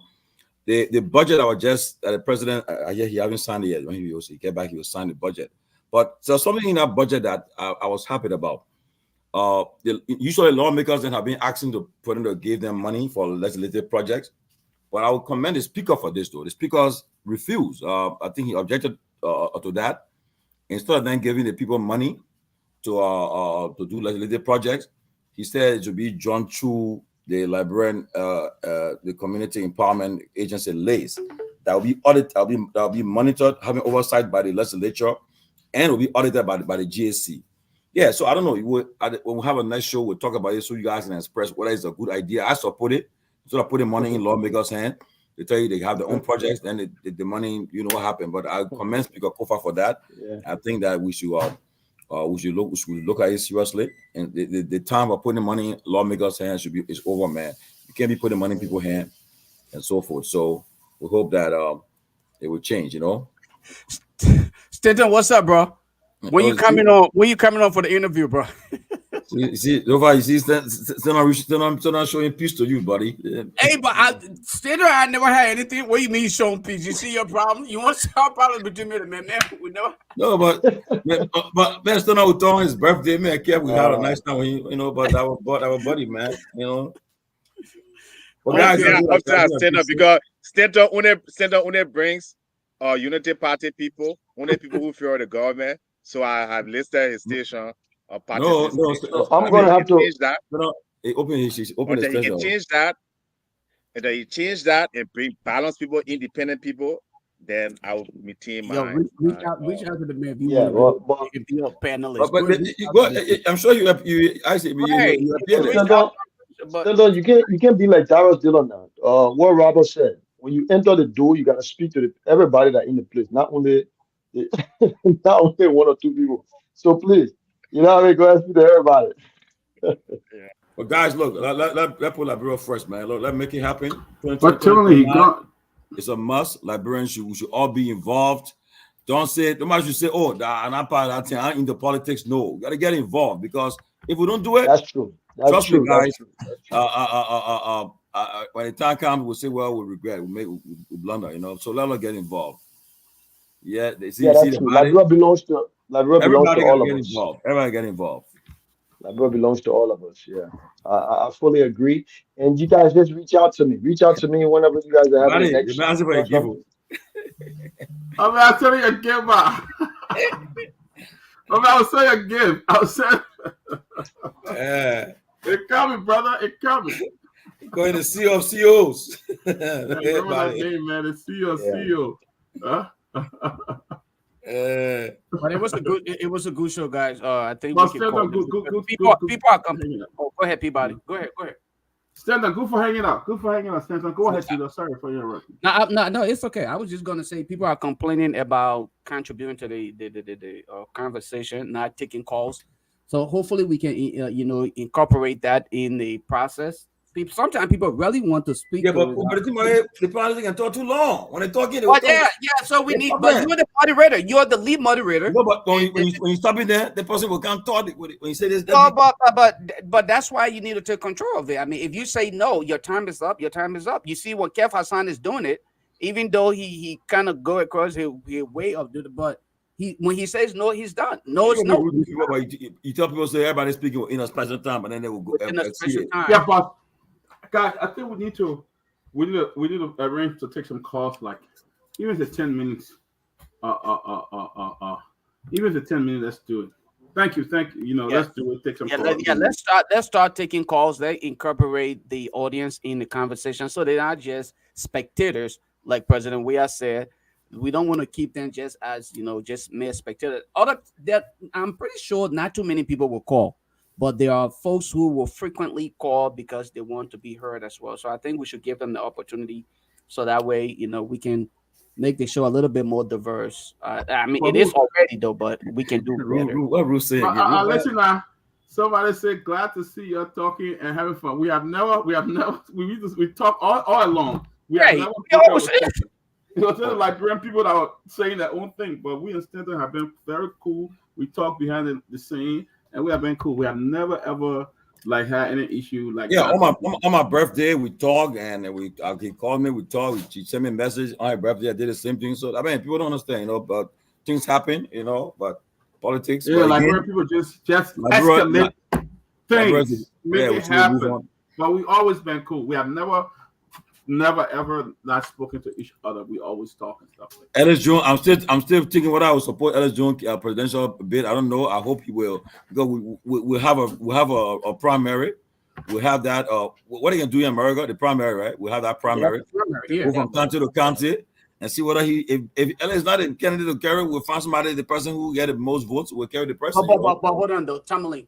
Yeah. How is it that how can I support Alex when the in the middle of the election, Alex said, if somebody offered me a finance minister job, I would take it. And then you forget about the president. How am I supposed to support you again? No, I didn't say that. Judge Lofa Julius, when did I say that? Doing an interview, the recording is right there. You bring that interview. That's not correct. I never I will said bring that. I can The bring it. question was, that's why I said, Lofa Julius, you're good. Yeah, as it do. The question was, if I do not win, the boy said, oh yeah. Well, as it will have a Second joint round. person argument for relax. Yeah, Yeah, no, that's yeah, it. show. Very And good. so you see, That's a dope. Lofa, you're not gonna get me.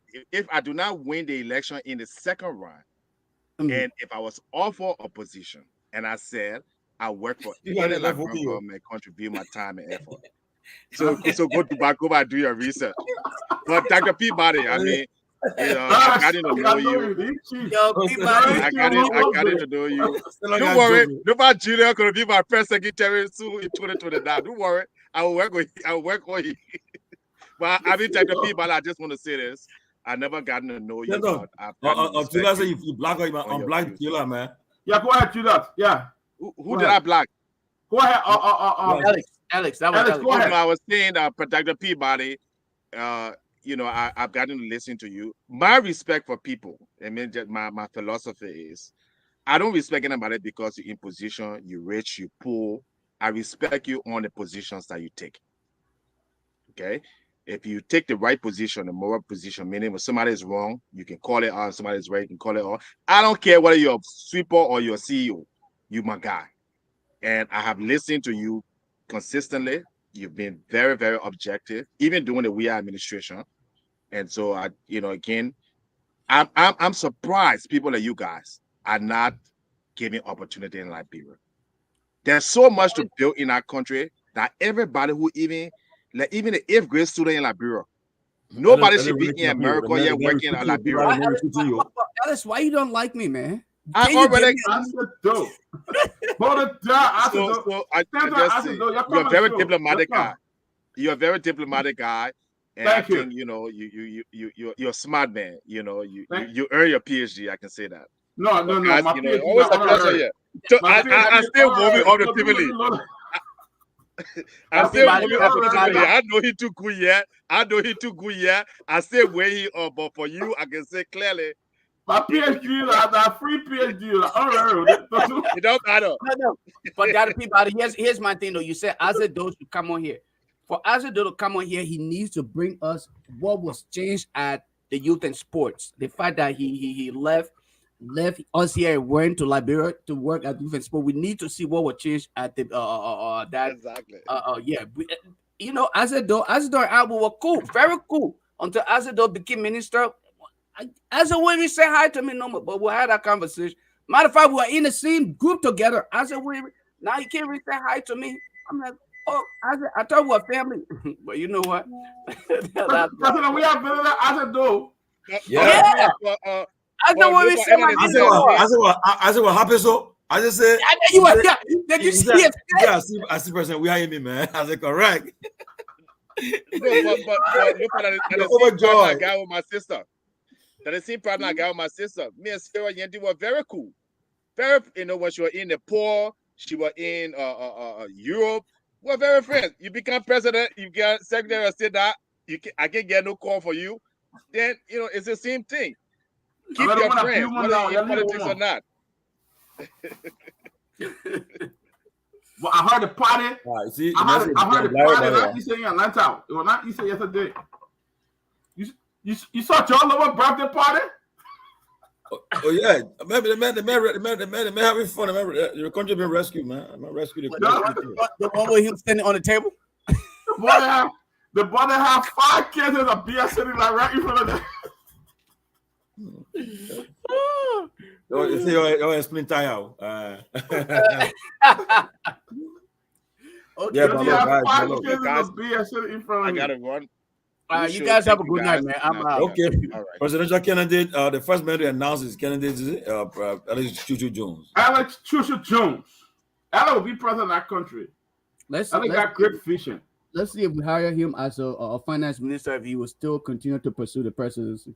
We'll see. Get the help. Alex got somebody to call it away. Hey, he don't call it. Oh, like the one guy, right? George Family, the man got good politics with like brother. But one thing I agree with him for himself. He become president every Friday that hang there, you corrupt, he will hang you. I said, no, that one, I can't take that one. He said when you hang 20 people there, they will start corruption in our country. I said, no, I can't support you. He got good vision on Liberia, but the man said, we hang people every Friday for corruption. They will stop that thing. I said, Look at how made Emmanuel Yato. oh, yeah. Oh Yato. yeah. That guy's a hard worker, man. Yeah, man. Yeah. Yato. Yato talk. We talked last time. We talk a lot. We talk, and Yato is he's having a consultancy now. He went back to it, and he will do his best. You know, Juman Jala. Yeah. So Juman Jala, your man, Julia, Julia Gempo. Oh, the Gempo, eh? No. Julia, you know, Julia Akile. For Jamaica to Calabash, that's a new Liberia. Oh, that's new rescue. Oh yeah. You know, you forget your man. Oh, that you think that for Liberia for Jamaica, the Calabash now. Oh yeah, yeah, Jamaica. Liberia, no more Liberia in Jamaica or Liberia in Calabash. They gotta have 10 cans of beer. You put on. I gotta enjoy you. Yeah, very John. Well, no, the rescue in Liberia real good. The rescue. John never stood up. You aware? All right. And I'm going to do it too. You know, I put time. No, I blame. I mean, definitely, I don't blame him, man. I mean, this is what it is. After hard work. You said that's how it works. I don't know. Y'all call me. I don't know. Y'all kind of show.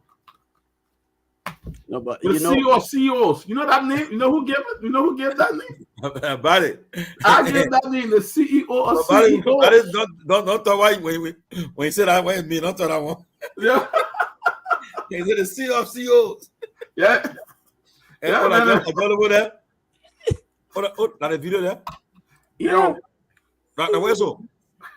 Calabash. Oh, really? I don't know. Well, puffing it up. Assisting Johnson all there. Oh, the guy have fun, Yeah. Oh, he said, "Oh, the guy." All right. He the bottom, but the bottom ran high campaign. I mean, the bottom ran high campaign. So, yeah. Rescue the boy.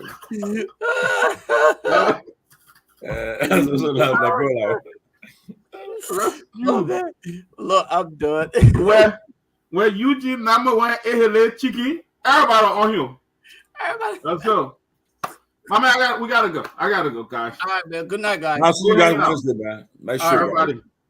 See you. Good to see you, Stanton. Welcome, man. I said, do. God bless all of you guys. Yeah, I should do it. Thanks, guys, man. One love.